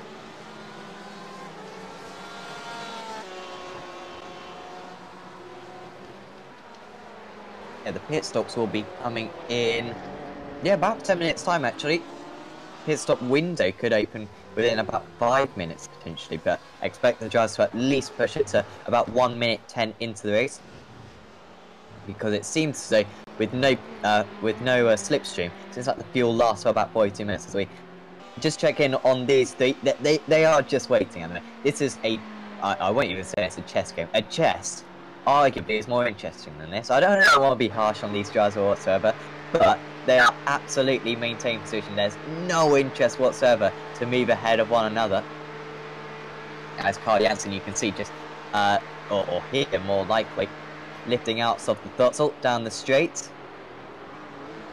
And yeah, they're just waiting. The race, it really isn't starting for these guys so far. This first 1 out of 10, it has just been sparring among these drivers so far. Maybe not even that, just training, really.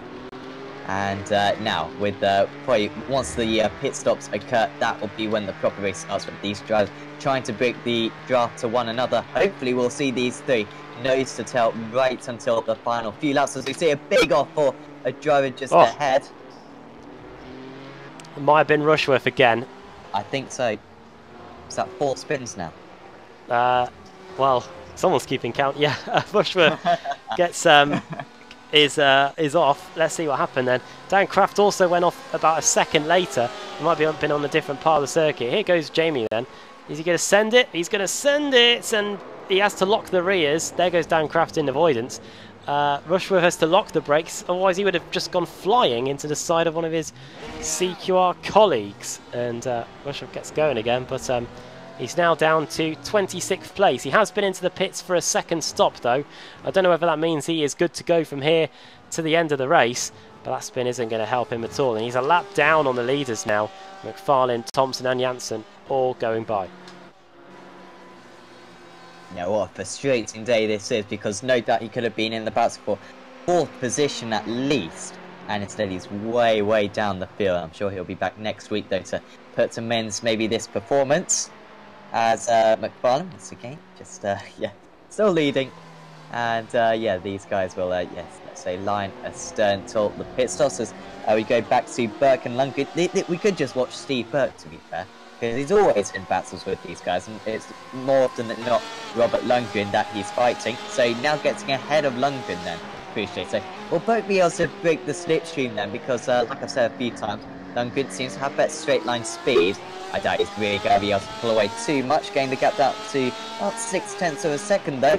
Woodhouse is quite close to Lundgren just behind this, as you go through that very unusual corner just to get back onto the oval. One of my least favourite corners in the world, really. Oh, what, the bus stop? No, the left-hander onto the oval. Oh, right. Oh, that's absolutely... Yeah. It's one purpose, is to get onto the oval. And even that it does poorly, because it goes onto the banking, which isn't very good for the car whatsoever. You can't want to be onto a straight. See Homestead Miami road course, for example. That does that about right. But no, that corner serves one purpose, and even that it does not very well. And also, again, no offence to iRacing or anything, but there is a bit of a glitch where you see yellow flags whenever you come around that corner, and that can get very irritating, especially in a 24-hour races. Robert Lundgren, is he going to come into the pits? Yes, he does. So that's really early. Dear me. That 46 minutes he's going to try to go. I don't know if he's like thinking, well, I'm bound to get a slipstream or something because me and Steve Burke will inevitably find each other on the same piece of circuit again. But this is a long way to go for Robert Lundgren to get to the end of the race. Well, I'll be amazed if he was able to get that car slowed down to get to the speed limit. He was all sorts of all over on the brakes, and hopefully he was able to do so, because that's the last thing he would want is some extra time in the pits. He's been in the box now for 28 seconds. Tom Jacobs has crashed out there. He crashed with Mike Gray earlier. In the pit box now for 36, 37 seconds. He's revving, which means he's ready to go. Either that or he's just out of frustration because he might have sped on entry. This is... Well, Lee Deemer did a 52-second stop.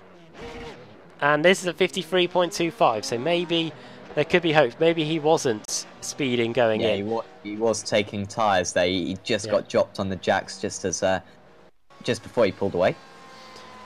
So this is what happened to Tom Jacobs then. Oh, look where it is. It's turn 1. I wonder what's going to happen here.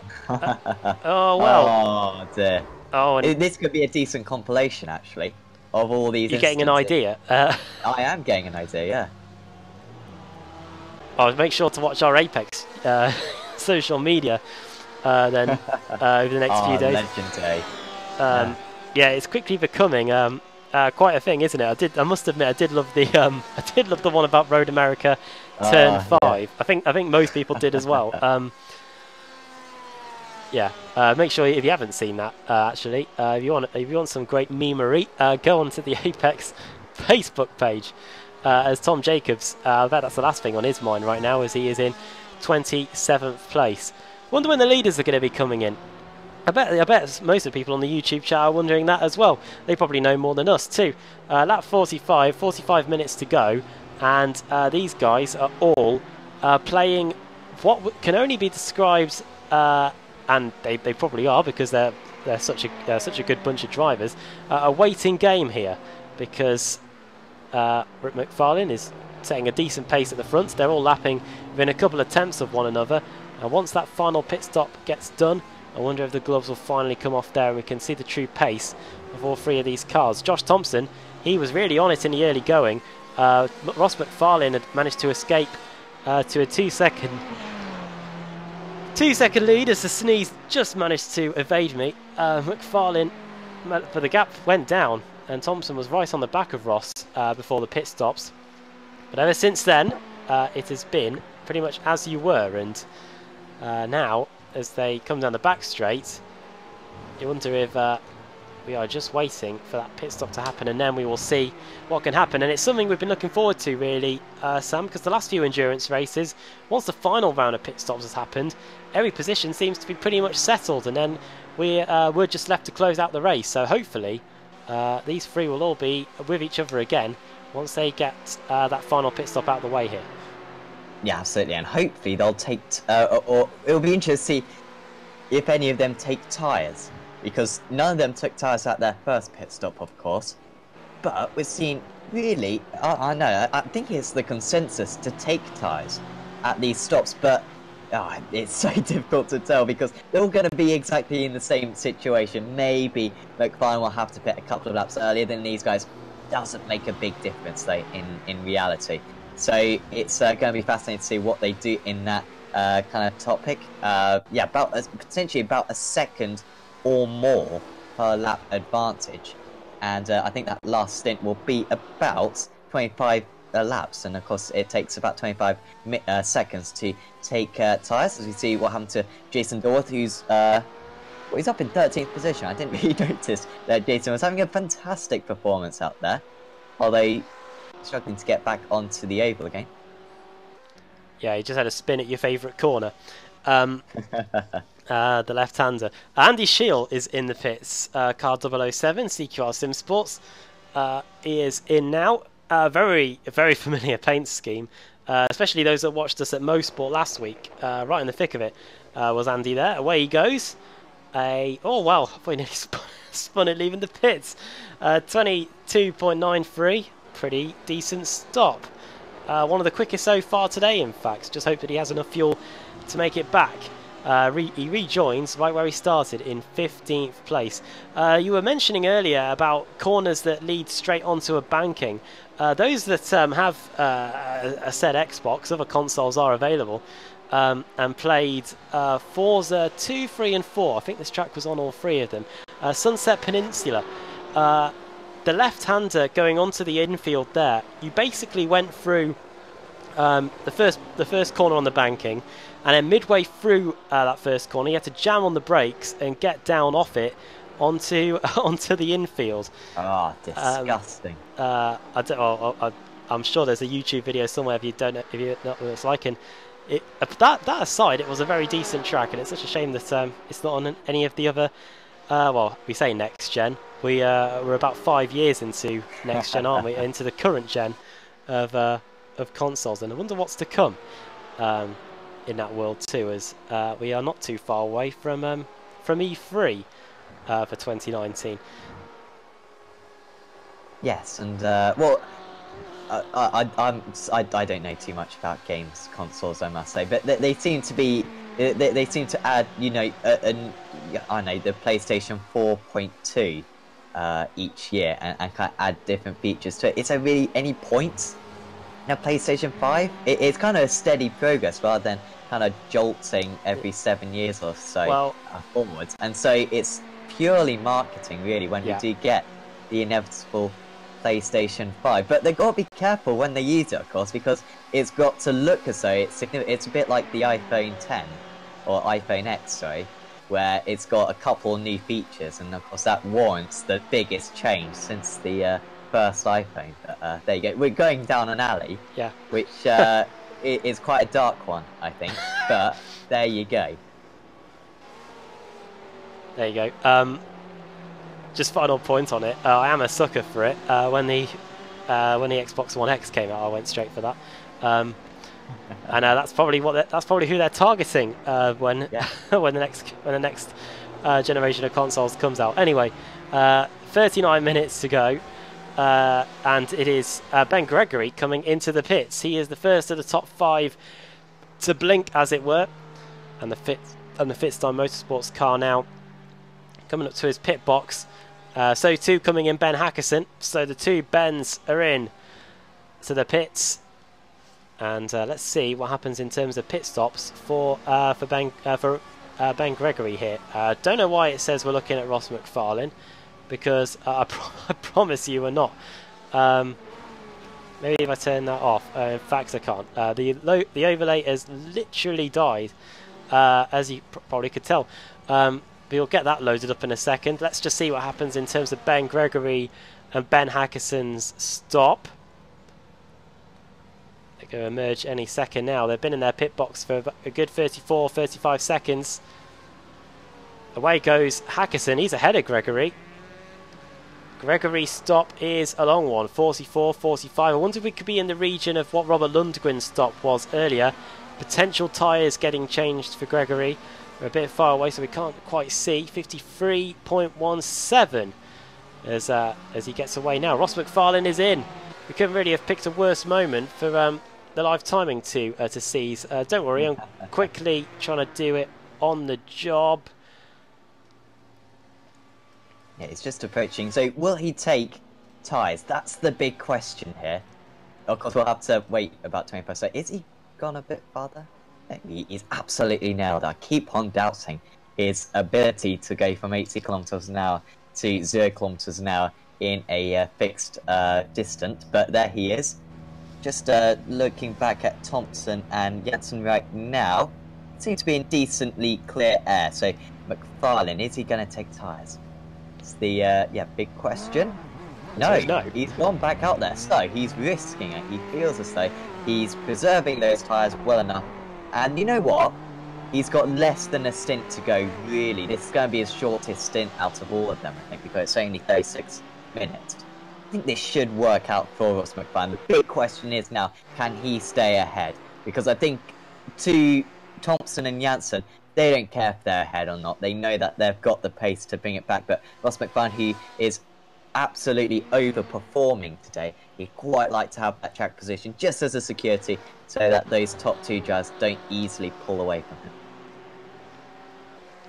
Back here with Josh Thompson then, as he comes through NASCAR turn 3. If it starts coming up, loads of drivers have done fastest laps of the race. That's just because we've had to restart the overlay. But let's see if he comes in. He is staying out. So too Carl Janssen as we come across the line. Dave Baker now is in third place, and he's got Ben Palmer for company here, going through the bus stop chicane. Baker up to third now. Of course, with a few of the other drivers coming into the pits, it means that his position is slightly stilted somewhat, but it's still a pretty decent job as he flashes the lights going through the final corner. Does that mean he's coming into the pits? I guess it does. In he goes. Let's see if he can slow it down enough. The yellow cone is there, and it looks like they have done so as Baker and Palmer, they'll go into battle here. One drives the CQR Race Up, one drives the CQR GT. Another driver that drives in the CQR stable is Jake Blackhall in the CQR Tarkov car. He's coming down the pit lane too. So quite a few cars coming in to make their final visits to the pits now, with just over half an hour left to play here. Yeah, shows how much fuel that Janssen and Thompson would say when they're pretty much the only drivers who have been able to reach 50 laps on fuel out of their first 2 stints. So yeah, what many of these drivers taking tyres then?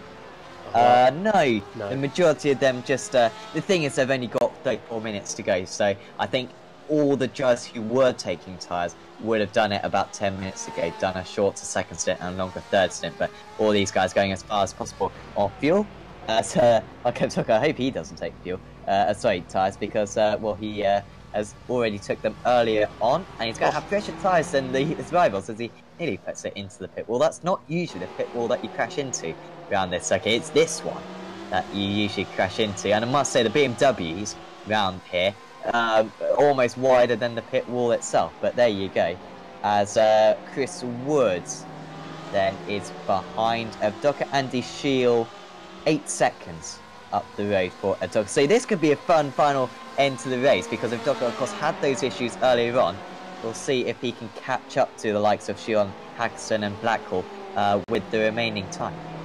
And because he changed tyres in the first stop, that means he's still going to have much more tyre life than everybody that took no tyres at all during the race by the time we get to the end of it. So he might be a late race charger here. We'll have to wait and see whereabouts he is once everybody has completed their final round of stops, which we're currently waiting for these two to do as well, to make this race really spark into action. It's already been pretty action-packed, but we are really intrigued to see where these guys are going to emerge. As Thompson, he blinks the lights and he's blinking a bit there too as well. The top two going through NASCAR turn 2 now. You will be asking where Ross McFarlane is potentially, and the answer is he's just gone through the first corner. You can see there on the track map he is position number 3, and he is going into the International Horseshoe now, as Janssen gets a bit unnerved by Thompson disappearing in and out.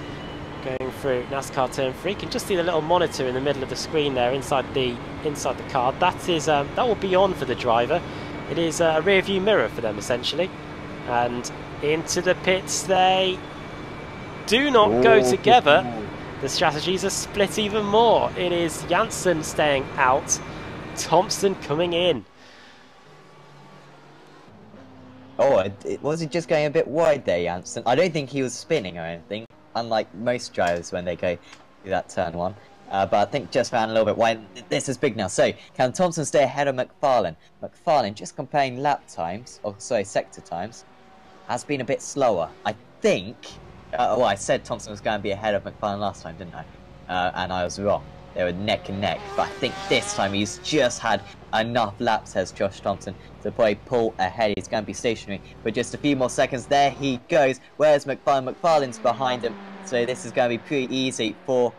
well, he's a long way behind him. Bit odd. Well, it was a 5-second quicker stop, wasn't it? Thompson 20.4, McFarlane 25.25. That being said, though, he's only going down the back straight now. He's only going down the front straight now into the first corner. So the gap, correct me if I'm wrong, is 20 seconds. That might come down, actually. I might be over-exaggerating. Thompson's... Yeah, I think it is 20 seconds, yeah. Yeah, dear me. Now, does this mean that he went off the circuit? I'm looking for the event viewer and he didn't. Oh no, he did! Here's a replay. This is going into the first corner. And... oh! Now, that was on his first flying lap out of the pits. And that is where the race could be lost. And people on the YouTube chat saying that Ross McFarlane had such a good race. Davey Witterballs, I'm looking at you, and yeah, he gets going again. Meanwhile, got to return our attention to Carl Janssen, who is in. Right then, Josh Thompson. Is going to be a race between these two now for the win. Let's forget about Thompson and McFarlane. Let's worry about Janssen and Thompson. You can see where Thompson is. He is just coming through NASCAR Turn 3, going into NASCAR Turn 4 now, and then he'll be on his way to the Tri-Oval. So we can look at it from the blimp. Thompson's going to appear in our shot on the right-hand side any moment now. Oh, it's a longer pit stop for Janssen. There's Thompson. He's on the outside. It's going to be similar to what we saw with McFarlane earlier, but I think it's going to be Thompson that's going to emerge with the lead. It's going to be so close though. On the exit, neck and neck. It's going to be a fantastic scrap to the end between two drivers that are at the top of their game in this championship. And Ross McFarlane, it might not be totally the end of the world for him, but a drive where he's pretty much led every single lap up until this point is not going to be rewarded with potentially a win that he did deserve. He's now going to be in third place, 19 seconds away from Carl Janssen. Well, he was winning at the midpoint stage. I think the way that he's feeling right now, that won't feel like a win for him, but in a way it is. But here we go then. So it was kind of, I wouldn't say it was inevitable, but it was always likely that it was going to be these two. We've seen Rushworth make a mistake, Docker make a mistake, and now McFarlane make a mistake. And these two were the last drivers to make a mistake. They've been absolutely faultless so far. No sign of an error from the pair of them. And so you gotta say this is going to go down to the last lap of the day. Interesting, I don't know on your screen, Adam, how long Janssen's pit stop was, because for me, he had a 6-second longer pit stop. I doubt that was the case. For me, it was 20.23, so pretty much exactly the same time as Josh Thompson. Now let's see what's going to happen then as we come down the front straight. On board with Janssen. Is that some lifting off I hear? Well, there's no point in saving fuel at this point, otherwise you're just going to have excess fuel at the end of the race. So he needs to try to get out of that mindset now. Use as much fuel as he possibly can, because he wants to have as little fuel when it comes to the run to the line. In terms of the Pro-Am fights, you can see it is Underhill leading the way. Of course, he's yet to come in for his second stop. So too Jerome Kaiser, so that's why they're both leading the way in terms of the Pro-Ams. And it's obviously Burke and Blake there. So that's how the state of play is in the Pro-Am category. Burke is yet to come in. Again, in fact, I think actually, no, both of them have been in, Steve Burke and Michael Blake. So those two have made their final visit to the pits. It's just Underhill and Kaiser that we're waiting on now. The top 8 cars on the track. So from Thompson down to Hackerson, and actually include Andy Shield too, have all made their final stops. So that is the state of play regarding them. Guess who's had another spin? It's a Jamie Rushworth. Let's have a look at see what happened to the former BSRTC champion. This time it's turn 1. Oh! And around. It's almost like that Reliant Robin that Jeremy Clarkson had, where he turned into a corner and it rolled over. This time it just keeps spinning. Kaiser in. This is his final stop. Underhill carries on for a bit longer. But almost certainly he's going to have to come in the final 26.5 minutes. You compared Massa and Rushworth earlier on. I believe that is now 5 spins apiece for the pair of them. And in a similar... well, no, Rushworth's done is in a slightly closer amount of time, actually. Slightly shorter amount of time. But, yeah. we'll be throwing this one down the jet. This might well be his drop down, as long as he turns up for all the other races. Of course, we always quote the championship as to no drop weeks, but of course these drivers do get 1 drop week, I believe, out of the 12 race season. And, well, that will certainly be good for them. Thompson, of course, had an awful Mosport round. I say awful. He won a race. He didn't do very well in the other two, from what I can remember. Or maybe finished 5th in one of them and then retired from another. So he'll hopefully be dropping that one. And, of course, Thompson, so far this season, as his main weakness has been in the endurance races. Sebring, he was leading, made a couple of spins. And I think at Le Mans he was kind of, yeah, a little bit ailing there. Didn't quite know that the strategy was genuinely just missing a bit of pace. Despite having his worst qualifying of the season so far, this has been one of his most competitive and well-driven races so far this season. Clearly this BMW, maybe he's feeling very confident in, allowing him to be that bit more competitive over the long runs.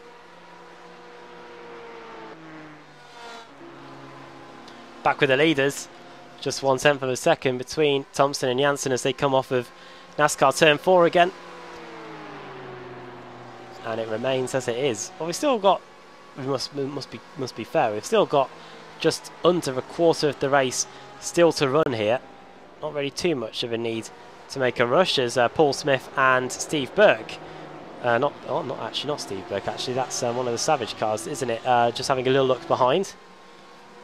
Very close between Wood and Gregory, by the way, because Gregory's on fresh tyres. Oh, yeah. Wood is on slightly older tyres. In fact, really old tyres on the start of the race. At the inside there goes the Ferrari. Through goes Gregory. And away he goes. Look at the pace he's taken off at. Chris Wood driving for Small Time Racing. An update on that team. They have got Wood in 12th. Then they have got Woodhouse in 24th place, and then they've got Paul Smith down in 33rd. So that is how that team shapes up. Into the pits come Jason Rowe and Robert Lundgren. Team Maz and Boosted Motorsport. You can see their team names there. Away goes Jason. Robert Lundgren, is he going to be in the pits for a little bit longer? You can see a bit of damage to the front of that car too. Might be a bit of a longer stop for him. In fact, I think he's jumped to the pits. So let's see what happens here. This is the first corner, and that's Ben Palmer on the outside, on the inside. Oh, Armco and tyre barrier, and that's turn 1 again. So that is that is why Robert Lundgren's in the pits. Probably one of the longest tows of the season. He's going to have to wait, and I don't think he's bothered waiting. Actually, I think he might be done for the day. Shame really for Robert Lundgren. He had been on the broadcast quite a bit actually. Because of his various exploits during the races. Thompson and Janssen again go into the first corner. As you can see where the teams are. We've got Race Up leading Core Sim Racing. Then we've got Privateer in third. I'm sure Ross McFarlane has a team. I just haven't got it written down. Then it's CQR Race Up, CQR GT, XVR Green, CQR Tarkov, Radicals Online Sim Auto, CQR Sim Sports, and then 2 TechSense Fitstyle Motorsports cars to round out the top 11 here with Team Lizard leading the way in the Pro-Am with Simmortal second, and then Nomad Green in third in that championship. Ross McFarlane is a V-racer on the most part, but he also kind of works together with the Fitstyle Motorsport drivers as well, so it's kind of a bit of a combination there. He's only 2 seconds ahead of David Baker and Ben Palmer now, so could be a nice theory battle between these guys. Just thinking Gregory's about half a lap behind these guys. I was thinking he's on fresh tyres and was in 4th position, of course, but his pit stop hasn't really worked out for Gregory. Just lost a little bit too much time, I think. But will these drivers be really struggling for tyres at the end of the race week? I remember chatting to Michael Abdocco after this Sebring race, and how he just could barely drive the car for the last 20 minutes of the race and really regretted not taking tyres. Slightly different circuit this, of course, not quite so much strain on the tyres and cooler track conditions as well. But it could still be a factor in these final stages, and particularly this bus stop where you've got to have full commitment. You know, just a little bit of rear sliding, you can be sliding off into the barrier. And so these guys will be very wary of that, I'm sure. On that last lap, Baker a little bit faster than Palmer. Baker a bit faster than McFarlane. In fact, all three of them faster than the two race leaders. That might be due to a bit of traffic, but they are half a minute behind currently. Is Palmer going to go for a move here? Might be worth making the move right now. They are teammates, of course. So pretty much just choose who leads at which point. I doubt either of them are particularly marginal on fuel. So whoever has the fastest car will probably drag the other up to McFarlane in that basketball podium. What a good result it would be for the pair of these guys, considering that they had a bit of an underwhelming start to the race.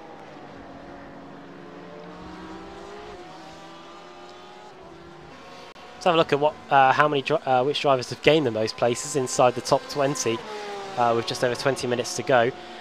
Looking there at 16th place, that is Jason Dilworth.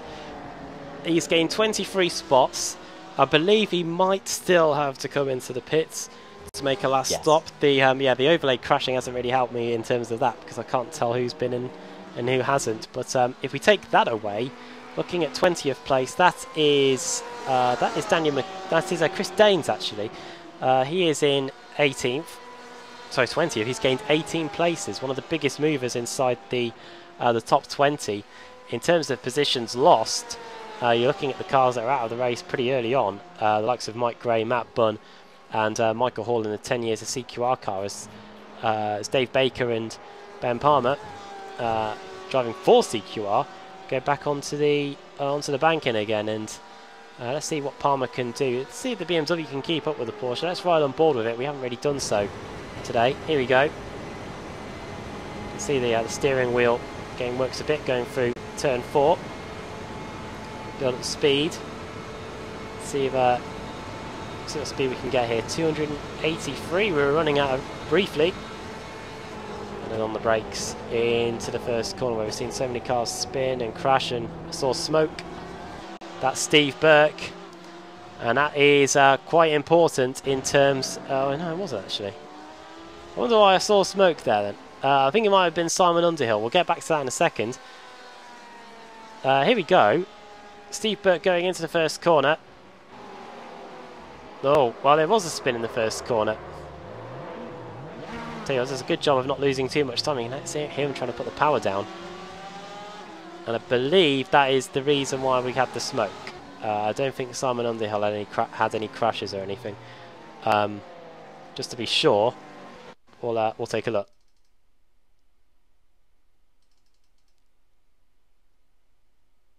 Yeah, so Underhill, is he currently taking his last... Oh, sorry, so that was his last pit stop then, on that 55. Yeah, no problems at all for him. Yes, seemingly no issues. So he's back out in 22nd position. No man green driver, so he's got Kaiser and Daines and Code to catch up to, which I think he might have fresher tyres than those guys, so I might be able to challenge them late on. Still Baker, closing a bit on McLaren. That last lap was 2 tenths faster, maintaining it seemingly on this lap.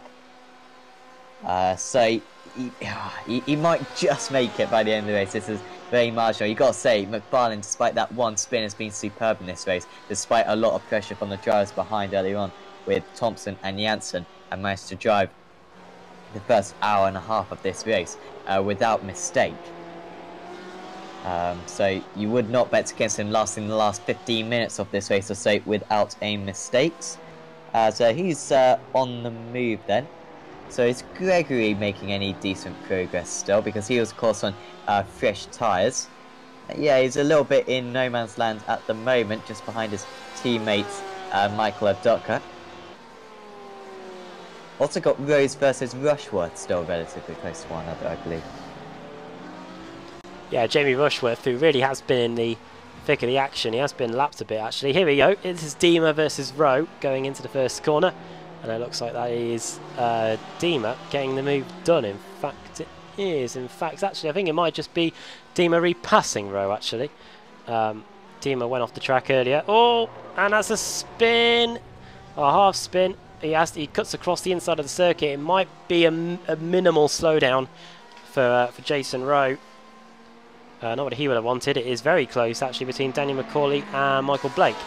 Look at this. This is a a pro driver versus an AM driver here as we come through to complete the lap. And that is Burke going through. Indeed it is, yes. So that is Steve Burke up into 18th place. Oh, slides. Runs wide. And this is all of a sudden back on again. Let's see if Macaulay can get it done up the inside going into the hairpin. Is he going to throw it up the inside? No, he isn't. Needs to make sure he doesn't lock the rears. We can just see the embers of the smoke of from what happened a couple of minutes ago to poor Jason Rowe. But some still quite a few decent scraps. And let's not forget, we've still got a battle for the lead to focus on, as that will get closer towards the end of the race. And the extra points that could be on offer for those drivers there. It's Thompson, then Janssen, then McFarlane, Baker, Palmer, Warmingham, Blackhall, Hackerson, Shield, and Evdoka rounding up the top 10 here with just over, or we can say in 3 seconds, exactly 15 minutes to go here. Just a quarter of an hour left, and we're in the doing some maths here. 15, 14, in the final few moments of the race. That's me really bottling it there. 8? I think it's an final 8. Final 8 for the race. There you go. Did you get a GCSE in maths? I did. I got a B. There you go. That's it. That's not embarrassing at all. Fortunately, I didn't take it at A level. Otherwise, that would have been a wasted. That would have been a wasted A level, wouldn't it? You see, there you go. That's me taking my A level right now. So that's the difference between GCSE and an A level, clearly. There you go. They don't teach you this stuff at A level media studies, no. or A level history. More focused on Vietnam there. Lap 62. We're a long way away from Vietnam. However, I believe FIA Formula 1 are going there in a couple of years, aren't they? Yes, Hanoi. Yes, to Hanoi. The train station that James May got wrong in the Vietnam special. Was that it? Oh, that was a great episode. One of the best ones. In fact, the Grand Tour is doing we're sidetracking again, but it's a 2-hour race. You can forgive us just a little bit.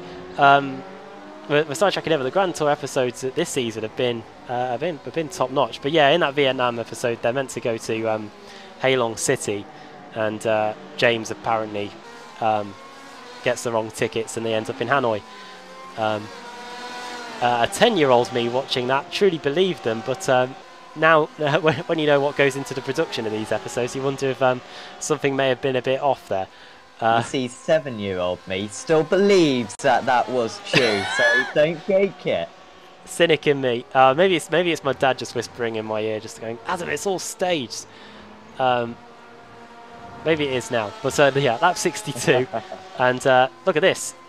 We could finally see Janssen maybe rolling the dice here. The gap is as close as it's ever been. And still no advancements from Carl Janssen.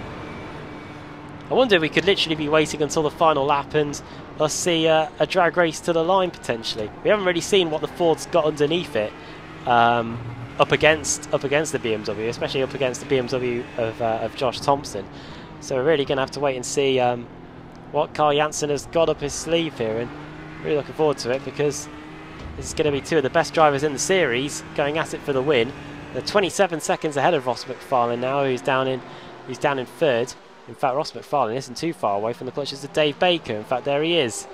So we could have a 3-car scrap for the final spot on the podium, potentially in a few laps. Yep, another... Oh, in fact, actually, Baker was 1/10 slow on that lap, but he has been edging closer.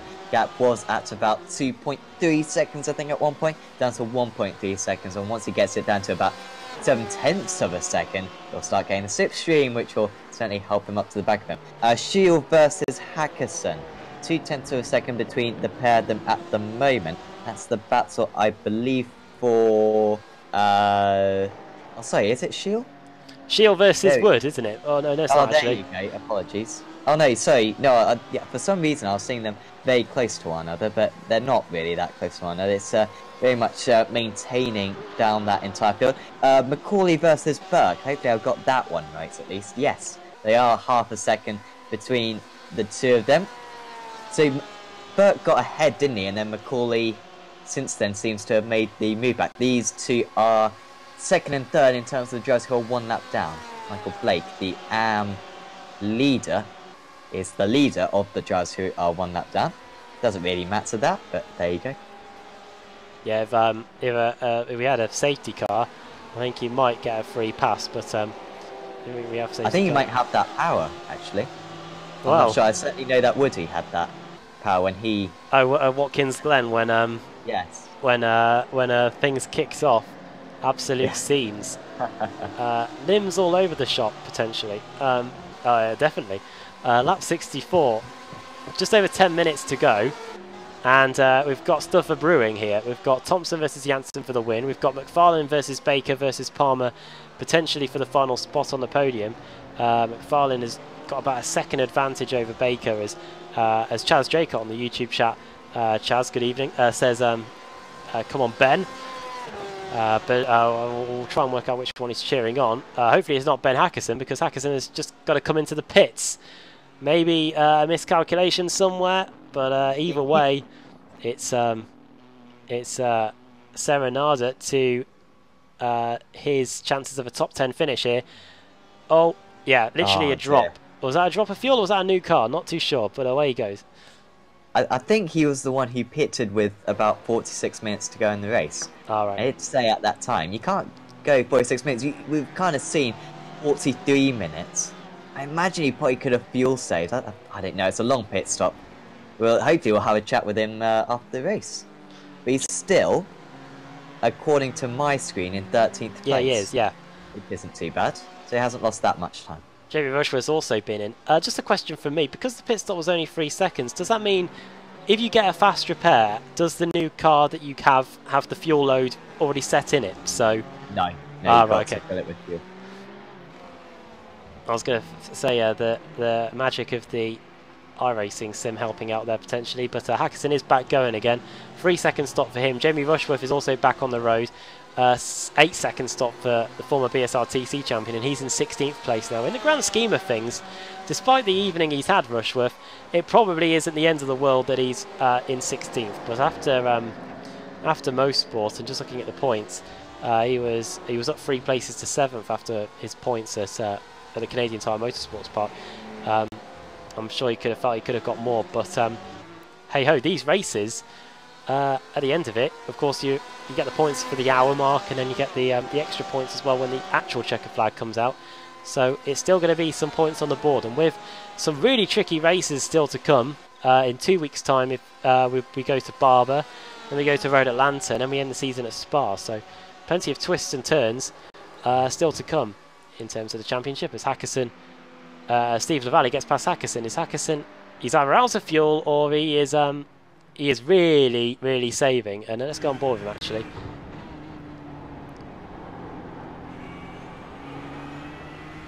These cars are fuel mixtures at the ready, Sam. So I wonder if he might just be using that to help him get that forward across the line towards the end with 8 minutes to go. Yeah, the engine note though didn't sound too dull. Usually you can notice that in that car. So not quite sure what's going on. Hopefully he'll be able to increase his pace once again. As yeah, Thompson still holding back. Yeah. I always say this saying that I'm sure Janssen could sketch the back of Thompson's car very impressively, because he has literally spent the last 1 hour 10 glued to the rear wing of that BMW. And what will he be glued to it in 7 minutes time? That's all that really matters. Well, it did kind of matter at the hour mark when some of the points were distributed, but the majority of the points are distributed after 2 hours. And yeah, if Thompson could win this race, it would certainly revitalise his championship charge. It's looking unlikely anyway because of Carl Janssen's superb running in the past few rounds. And of course, Thompson picking up a 200-point penalty, I believe, for changing car. But Thompson has shown in the past couple of weeks he is very competitive in that BMW. He had a good round at Interlagos. So it's still possible for him to bring back this championship, but he has to win today really to see any possibility. And he's probably the main challenger to Janssen now because of Rose's issues earlier on. And as I quickly look at standing, I think mainly also, of course, sets us dropping out Baker, not having a great time a bit today, and was already a lot of points behind. So this is big for the championship. Jazz just affirming that he's in the Ben Palmer camp, and Ben is having a good race, up in 5th, 8 positions gained, and he is 4/10 of a second away. He's embroiled in that Baker-McFarlane scrap, which we were just looking at a moment ago. Here comes Dave Baker. He put in a personal best on the last lap, and I don't think Ross McFarlane is going to be able to keep the former BSRTC champion at bay any longer. Through goes the Porsche up into 3rd. I wonder what Ben Palmer can do about it now. Chance for CQR to finish first, 3rd, and potentially 4th with a couple of laps to go, as Thompson and Janssen are still 1st and 2nd. A lot of positions gained by all those cars inside the top 10. A stat that we always used to love to do on this channel was cars that started inside the top 10 that finished there. Just looking at it, there may be still a few, but as you can see, there are cars inside the top 10 that gained 8 places, gaining 5 like Thompson, 7 like Wood. So quite a lot there, and quite a few cars that have lost places. You can see there, 9th place Gregory lost 6 so far today. 14 for Rush that is Rushmore, isn't it? Yeah, down in 16th place. So a lot of gains and a lot of losses as we're back again with the leaders. It is a 1 minute 43 lap around here. So when we get back, here's your chance to redeem yourself. Yeah. Oh, go on. No, I'm leaving it up to you here. You know, after your misdemeanor earlier on with the can't work out apes. Here we go. Yeah. This is much more difficult though. Oh yeah, well we've just got under 4 minutes to go, and it is a 100-second lap. So I reckon we have got when we get back round to the line, we're going to be on about 1 minute, 1 hour 58. I reckon when we get back to the line, we'll have 2 laps to go. I think you're right there. Yeah, so 2 and 2/3 laps to go. Of course, we've actually got this thing on our live timing app, which I believe there is a link in the live chat. You might have to scroll up a little bit, but it was posted about half an hour, or 45 minutes ago, where you can see how many laps the drivers have completed, and I can tell you that Thompson is now 67.39 of laps completed. And yeah, of course, rapidly increasing. So, I don't know about you, Adam, but of course you've got a lot more experience with this than I do. But what's usually the best tactics you'd say for these two drivers? Would you want to lead going on to the last lap? I reckon so. But your worry is also getting potentially taken out. But I don't expect that from these two. Touch wood. With a couple of laps to go, an hour and 57 in. Then I reckon if you're in the lead, you'd be able to do the defending. If you're in 2nd place, you've got to try and undo the person in front. Potentially, Lee Woodburn has jumped to the pits before we solely focus on this battle for the lead, because it's been basically 2 hours in the making. Let's see what happens to Lee Woodburn here. I think it might just be him calling it a day here. Say that, no. Oh, yeah, he definitely is done. I don't even know what he's doing. Yeah, not too sure what to say about that. Lee Woodburn back to the pits. Shame, really, because as you can see now, we are on the penultimate lap. I reckon we will just have enough time to squeeze one more in. And I wonder, usually in races like this, when there's just a few seconds in it, in terms of whether we're going to get an extra lap in, there's always maybe 1 or 2 drivers that have maybe miscalculated the fuel slightly. Hopefully it's not one of these two, because these two have pretty much dominated the race, Ross McFarlane aside. McFarlane led the first, I'd say, 5/8, 6/8, Sam, and then ever since then, it's been these two. And McFarlane is down to 4th place now. He's got Ben Palmer for company. There they are. The 3-car trio fighting it out for the final spot on the podium. Is it going to be the Porsche? Is it going to be the Ferrari or the BMW that's going to snatch that bronze medal when we get back round to the checkered flag in 1.5 laps time, as we go through the bus stop chicane now with the leaders. And Janssen is 0.3 of a second behind now, but usually by the time we get round to NASCAR Turn 4, it's around a 10th of a second, as it's going to be hit. Yeah, this is going to be properly close. Will he go for it this time, or is he going to wait? He's waiting. Well, this is brave. You think he's not overtaken Thompson for the entire race, so he hasn't got too much to learn by, apart from the fact that he's been following him for 1.5 hours of this race, pretty much. Oh, this is properly exciting. This is how it should be. These two have been absolutely neck and neck. You could not split them in any category, I'd say, so far in this race. They've been totally flawless. They've been equal on pace, and up to 0.4 of a second. He's not going to go for it, I imagine, at the bus stop, as Ben Palmer has to come to the pits, which is surprising because he's been following his teammate for the entire stint, so I'm surprised he didn't have enough fuel. We'll be interested to see where he ends up. But yeah, Thompson, 0.4 of a second again. This is a big run. On the last lap, Thompson just overcooked this a little bit. You know, he's pretty much nailed it, but Janssen with a good exit. Back down to 0.4 of a second.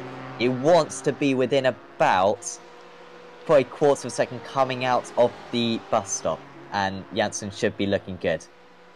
Well, if he's got anything in reserve, Carl Janssen, now's the time to see it. Thompson, oh, I thought he was slowing then. I saw the gap closing and I thought, oh no, he's out of fuel. Through the bus stop chicane then. Final time. Good run through by both of them.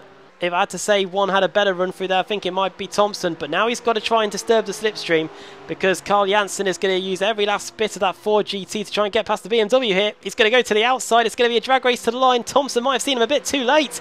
Oh, and off! Surely he's going to hold on to it. No, he spins.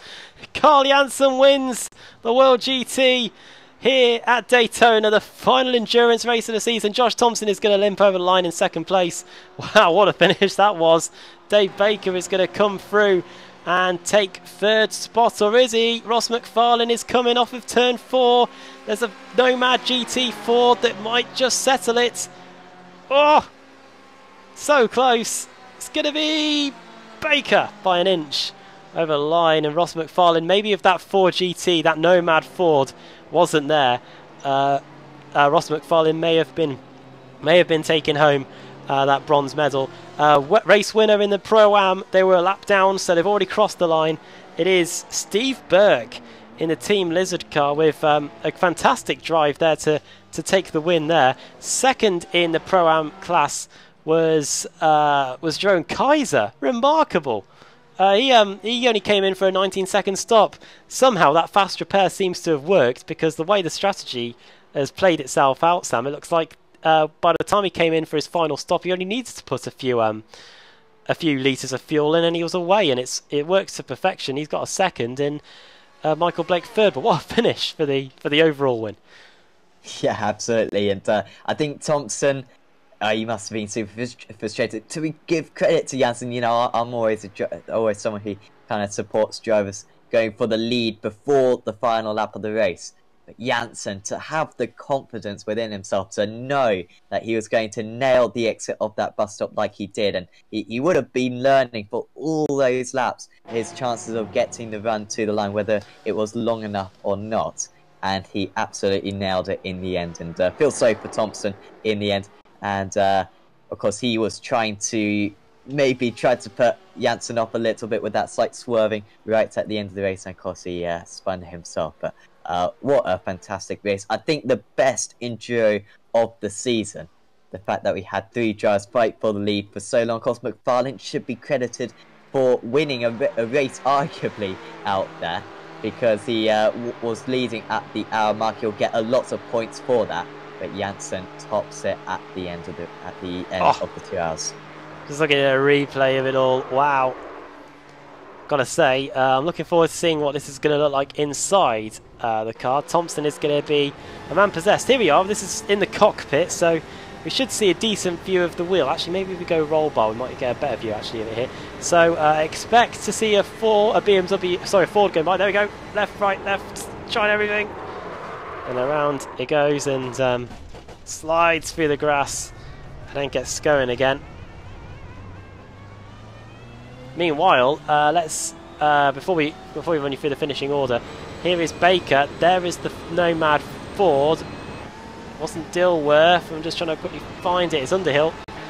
So he's going to see the Ford and the BM and the Porsche just blaze by. There they go. And he's got to get a great view here of the photo finish between those two. And it's Baker that's going to get the third spot. What a result for them, and what a great race. Great enduro to end the season, and that's going to set us brilliantly into our week break. We're going to be talking about that for a while. And then we're going to be back, still in America. We're going to be at Barber Motorsports Park for the penultimate race in the States, because we then go to Road Atlanta after that, and then we go to Spa in Europe to end the season. Right, let's bring you through the finishing order. We have got no drivers waiting to talk to us yet, but I'm sure by the time we get through the results and recap all the stories that we've had over the last couple of hours, there'll be drivers waiting for us. Race win then for Carl Janssen. He didn't lead a single lap all night, I don't think. But oh no, he led one actually before his final stop. But he led the most crucial one as well, the final lap. Josh Thompson finishing in second. Well, second is still good. I don't know whether he'll say that when he joins us in the interview room later, but either way. Dave Baker in third. He is about half a tenth ahead of Ross McFarlane. Then Richard Warmingham finishing in fifth. Michael Evdoka sixth. Jake Blackhall seventh. Eighth for Ben Gregory. Ninth for Chris Wood, and then Ben Palmer finishing in 10th place. That late pit stop to get some fuel in. Andy Shield finishing in 11th, Christian Rose 12th, then Steve Lavallee, an underrated race to finish in 13th. We didn't really see much of him, but still a good job. Ben Hackerson 14th, 15th for Jason Dilworth, as you can see there, pro. Then Steve Burke, winner of the AM for Team Lizard. Then Daniel McCauley in 17th. Then Sharon Kaiser, the Dutchman, finishing in second. He was spun around in the first corner earlier in a multi-car pileup. Managed to get back, get a new car, finish second in the Pro-Am. Then Michael Blake, still on the podium in the Pro-Am class anyway. He finishes 19th place overall. Then Chris Daines, Jamie Rushworth, what an evening it's been for him. Daniel Kraft in 22nd. And then literally a flurry of AMs. Simon Underhill, Mark Woodhouse, John Roberts, Paul Gosling, then Tom Jacobs, Jason Rowe, Lars Van Ryn and Adam Hedgecock, two teammates there. Ronald Moons, the Belgian, he started from the pits but managed to finish 31st overall. Then Paul Smith, car 33, finishing in P32. Then Lee Deemer in 33rd. Then Lee Woodburn in 34th. Robert Lundgren, then David White. And then towards the back, Michael Hall, issues for him. Matt Bunn, Rusty Laidler, and Mike Gray, the first car out of the race, buried in the tyre barriers down at the bus stop chicane. Right then, time for the interviews. And we've got Michael Blake right in there, wasting no time at all. He is coming in for the interview now. He's finished third in the Pro-Am class today. And I don't know if he's happy whether the final enduro is out of the way, but we'll ask him now. Michael, well done. A third place for you today. Yeah, it wasn't too bad. Just down on pace tonight. I struggled a little bit, and had a great race with Steve Burke and your own at the end. That was really good fun. Congrats on those guys. And yeah, did what I needed to do, which is finish ahead of Simon Underhill and just try and rack up the points. Yeah, we were just mentioning that Jerome, he had a pretty topsy-turvy race. He spun and got a fast repair, and it looks like the strategy towards the end may have helped him a bit, because at one point, I believe you were in front in the Pro-Am race at one point. Yeah, I didn't help myself in the pit stops. I stalled exiting the pits twice. And yeah, just didn't make the most of it, so I did give up a bit of time there. Yeah, and they caught me up, and like I say, the pace wasn't as good as it should have been tonight. They were all quicker than me, but yeah, just damage limitation. You glad the last enduro is out of the way now? It's just the 20-minute sprint races now you've got to worry about between now and the end of the season. No, I prefer the enduros because this consistency gets you up the field. The sprint races it's more single lap speed, which I struggle with against people like Simon Underhill and that I'm racing in the AM class. So yeah, I actually prefer the enduro races personally. now week off. How do you rate your chances of getting the Pro-Am title then with a couple of races still to go? Ask me after next week. There you go. If next week goes well, we got a chance. If it goes bad, then Simon's just too quick. Yeah, Barber Motorsports Park. At least that's what it says on the schedule anyway. What do you make of that circuit? I've never really done very well there. I've only ever done BSR TC races there, and when the World WGT went there a season ago, but I've probably got less than 200 laps on that track total. Great. Well, before we let you go, do you want to send a quick shout out to anybody? You guys for the stream, all the admins. Congrats to Steve Burke on winning AM tonight, and Dragon Internet and Drive Doctors. Great. Well done on the podium. It may come in handy towards the end, especially with all the points on offer today in the final enduro. So, yeah, well done on that, and thanks for taking the time to come and speak to us. Thanks, guys. See you next time.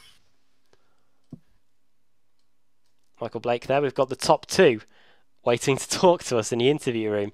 So let's drag them up. Hopefully it's not like what we've seen on Twitter today between Lucas de Grassi and Sebastian Buemi. No, sorry, it was Robin Freins, wasn't it? Lucas de Grassi couldn't even spell Robin Freins' name right, which was the funny bit. Let's get them in.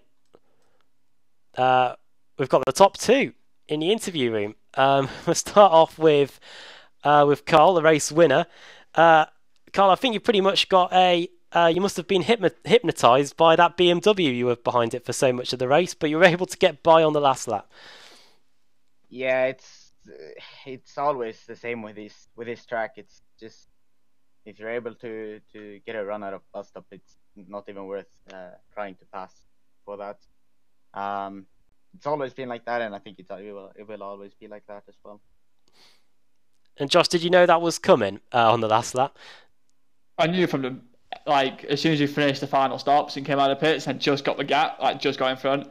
I knew straight away because he didn't challenge it straight away, so I knew it was going to be the last lap run to the line, which I was just sat I was dreading because, like Carl said, if you are within 3 or 4 attempts to the bus stop and just get a nice exit, you will just overtake him towards the end.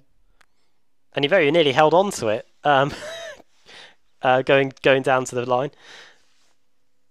Yeah, I had to move up. I did react a bit too much, I feel. I shouldn't have gone up so late. I should have covered a bit more, but either way, I think Carl would have got it to the line. I don't think the BM had the grunt at the end of the straight. The last little bit, I think it was like 2Ks, 1K down, so Carl would have just got it by a nose.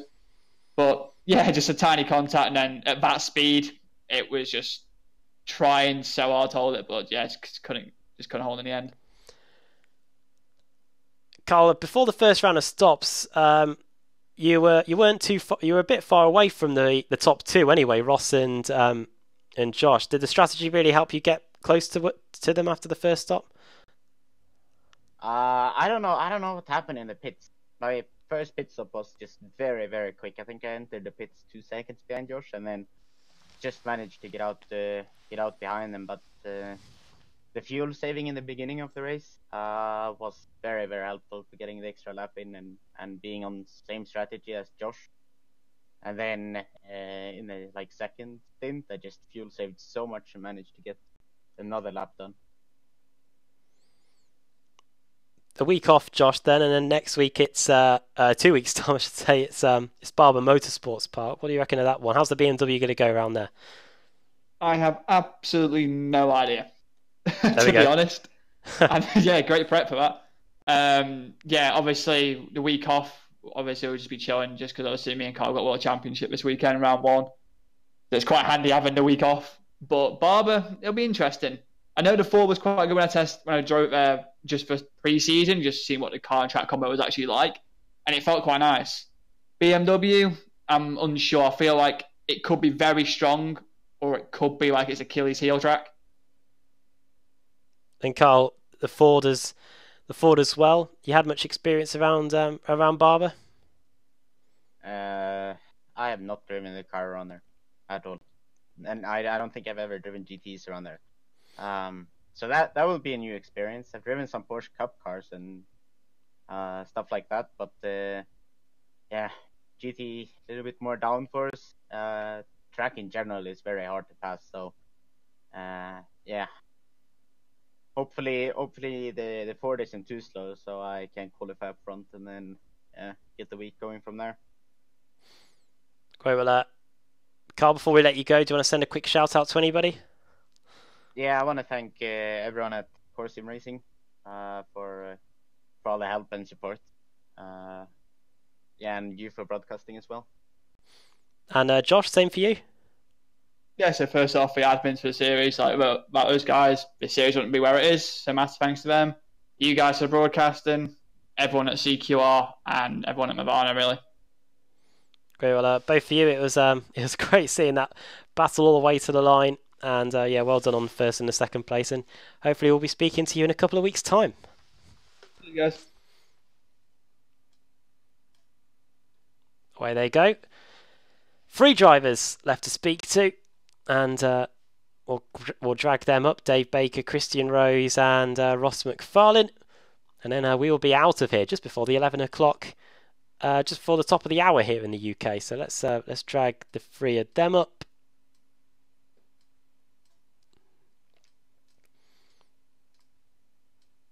And they're they're in the commentary box with us now, and they're standing by with Sam Fitzpatrick. Yes, well done to you all finishing in the top 12 positions. And Ross, will come to you first. Fantastic driving. Whilst, of course, you did have that spin, which maybe cost you a chance at winning after the 2 hours, you still won the basically race 1 of the day at the halfway mark. Must be very pleased. Yeah, I mean, we had a good chance there at winning that, but it was always going to be tough. As soon as I realised that Janssen and Thompson were in the draft, I thought, all right, this is me for the rest of the race. They're just going to sit in behind, get an extra lap of fuel, probably maybe jump me at the second stop. And so I was unsure of the strategy. I decided not to take tyres. I think that was the best choice in the end, certainly for time.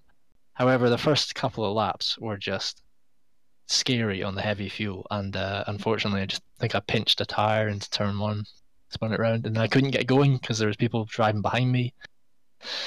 And yeah, but the halfway point, I was happy. I thought Josh might try and make a move on me to steal the halfway points or something, but luckily that was not the focus. So yeah, I'm very happy with it. It's nice to have a chance at the win and know that there's a good chance at winning other races as well, hopefully. But yeah, very happy. Yeah, certainly very positive going into the final few rounds of the season.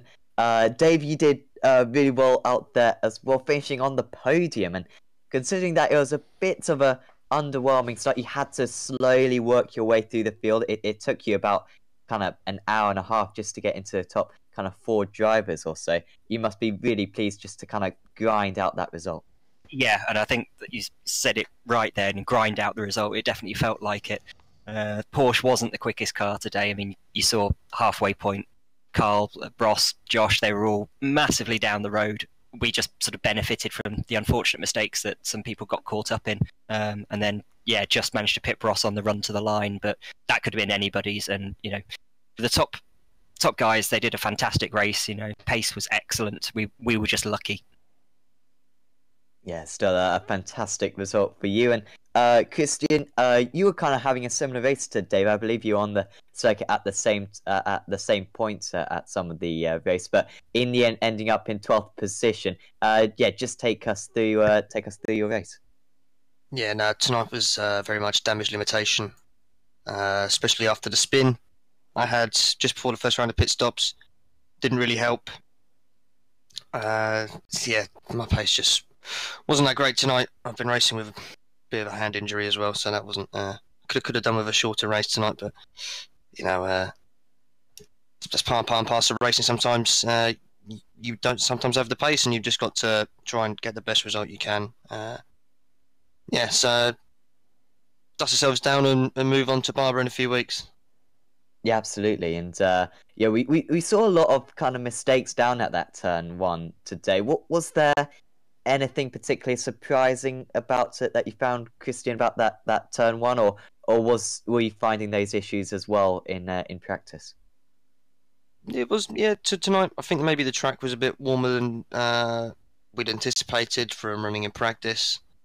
But yeah, tonight I just didn't have any confidence of what the car was. I didn't know what the car was going to do every time I arrived at turn one, so it was always a bit of a lottery. And when it's that case, you're not making the time. You're always hemorrhaging time left, right, and centre because you don't want to spin, and eventually I succumbed to spinning, and that's all really curtailed my race from then on. But yeah, everyone else did a fantastic job. Yeah, absolutely. I think we'll ask you all to thank whoever you'd like. First up, Ross. Yeah, thanks again, V-Racer, the team, Events House, who's behind it all. They're just fantastic. They give us so many opportunities, and XSIM is, the branch within it that we like to call ourselves. And to the other sponsors as well. Oh, I'm losing my voice. It was a long race. And again, a special thanks to the Tech Sense FitSty guys. You probably saw in qualifying, we were kind of working together. And it's I do enjoy racing with them, and they're good guys, so got to give some thanks to them also, and thanks to you guys hosting the broadcast on the iRacing Esports Network. It's a good watch. I'm hoping that this one isn't, every time I rewatch it, I hope it's not the same, but the result is the same. And yeah, thanks to the other guys racing, and Dave, it was a good race at the end there, so thanks. Yeah, and Dave, anyone you'd like to thank? As usual, CQR team, Ross for putting on a great race towards the end there as well. I'll give that back. It's always good fun when you have a good race. Yeah, everybody that sort of makes the series run. I'm sure there's many more sponsors, so Christian can probably take it away as well, because he's better at remembering that sort of thing than I am. Yeah, no, to yourselves, first of all, for fantastic support of the series. We've been streaming our races for a very long time, and you've given us a fantastic platform. Also to Immortals for again sponsoring the series. Yep, and everyone at CQR. Well, thanks to all of you, and we'll see you very soon on Apex Racing TV.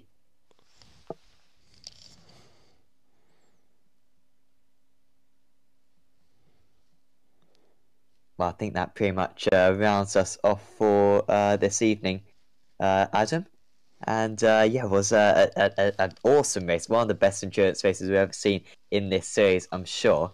And yeah, we're getting into the home stretch of the championship now. Indeed, yes. So a week off for this series, but then we will be back at 8 PM British summer time. Need to make sure we point that out. I believe we stick with the hour, so the hour daylight saving happens in the UK this weekend. So when we come back next week, we will be 8 PM British summer time. So if you are elsewhere, it might be worth checking to see what that does in terms of the viewing for you. But yeah, we'll be back in 2 weeks' time when the series heads to Barber Motorsports Park for the home straight of the season. Just 3 more race meetings to go. We will be deciding our champion. Who's it going to be, though? You're going to have to watch to find out. But for now, from me and from Sam here at the Daytona International Speedway, bye for now.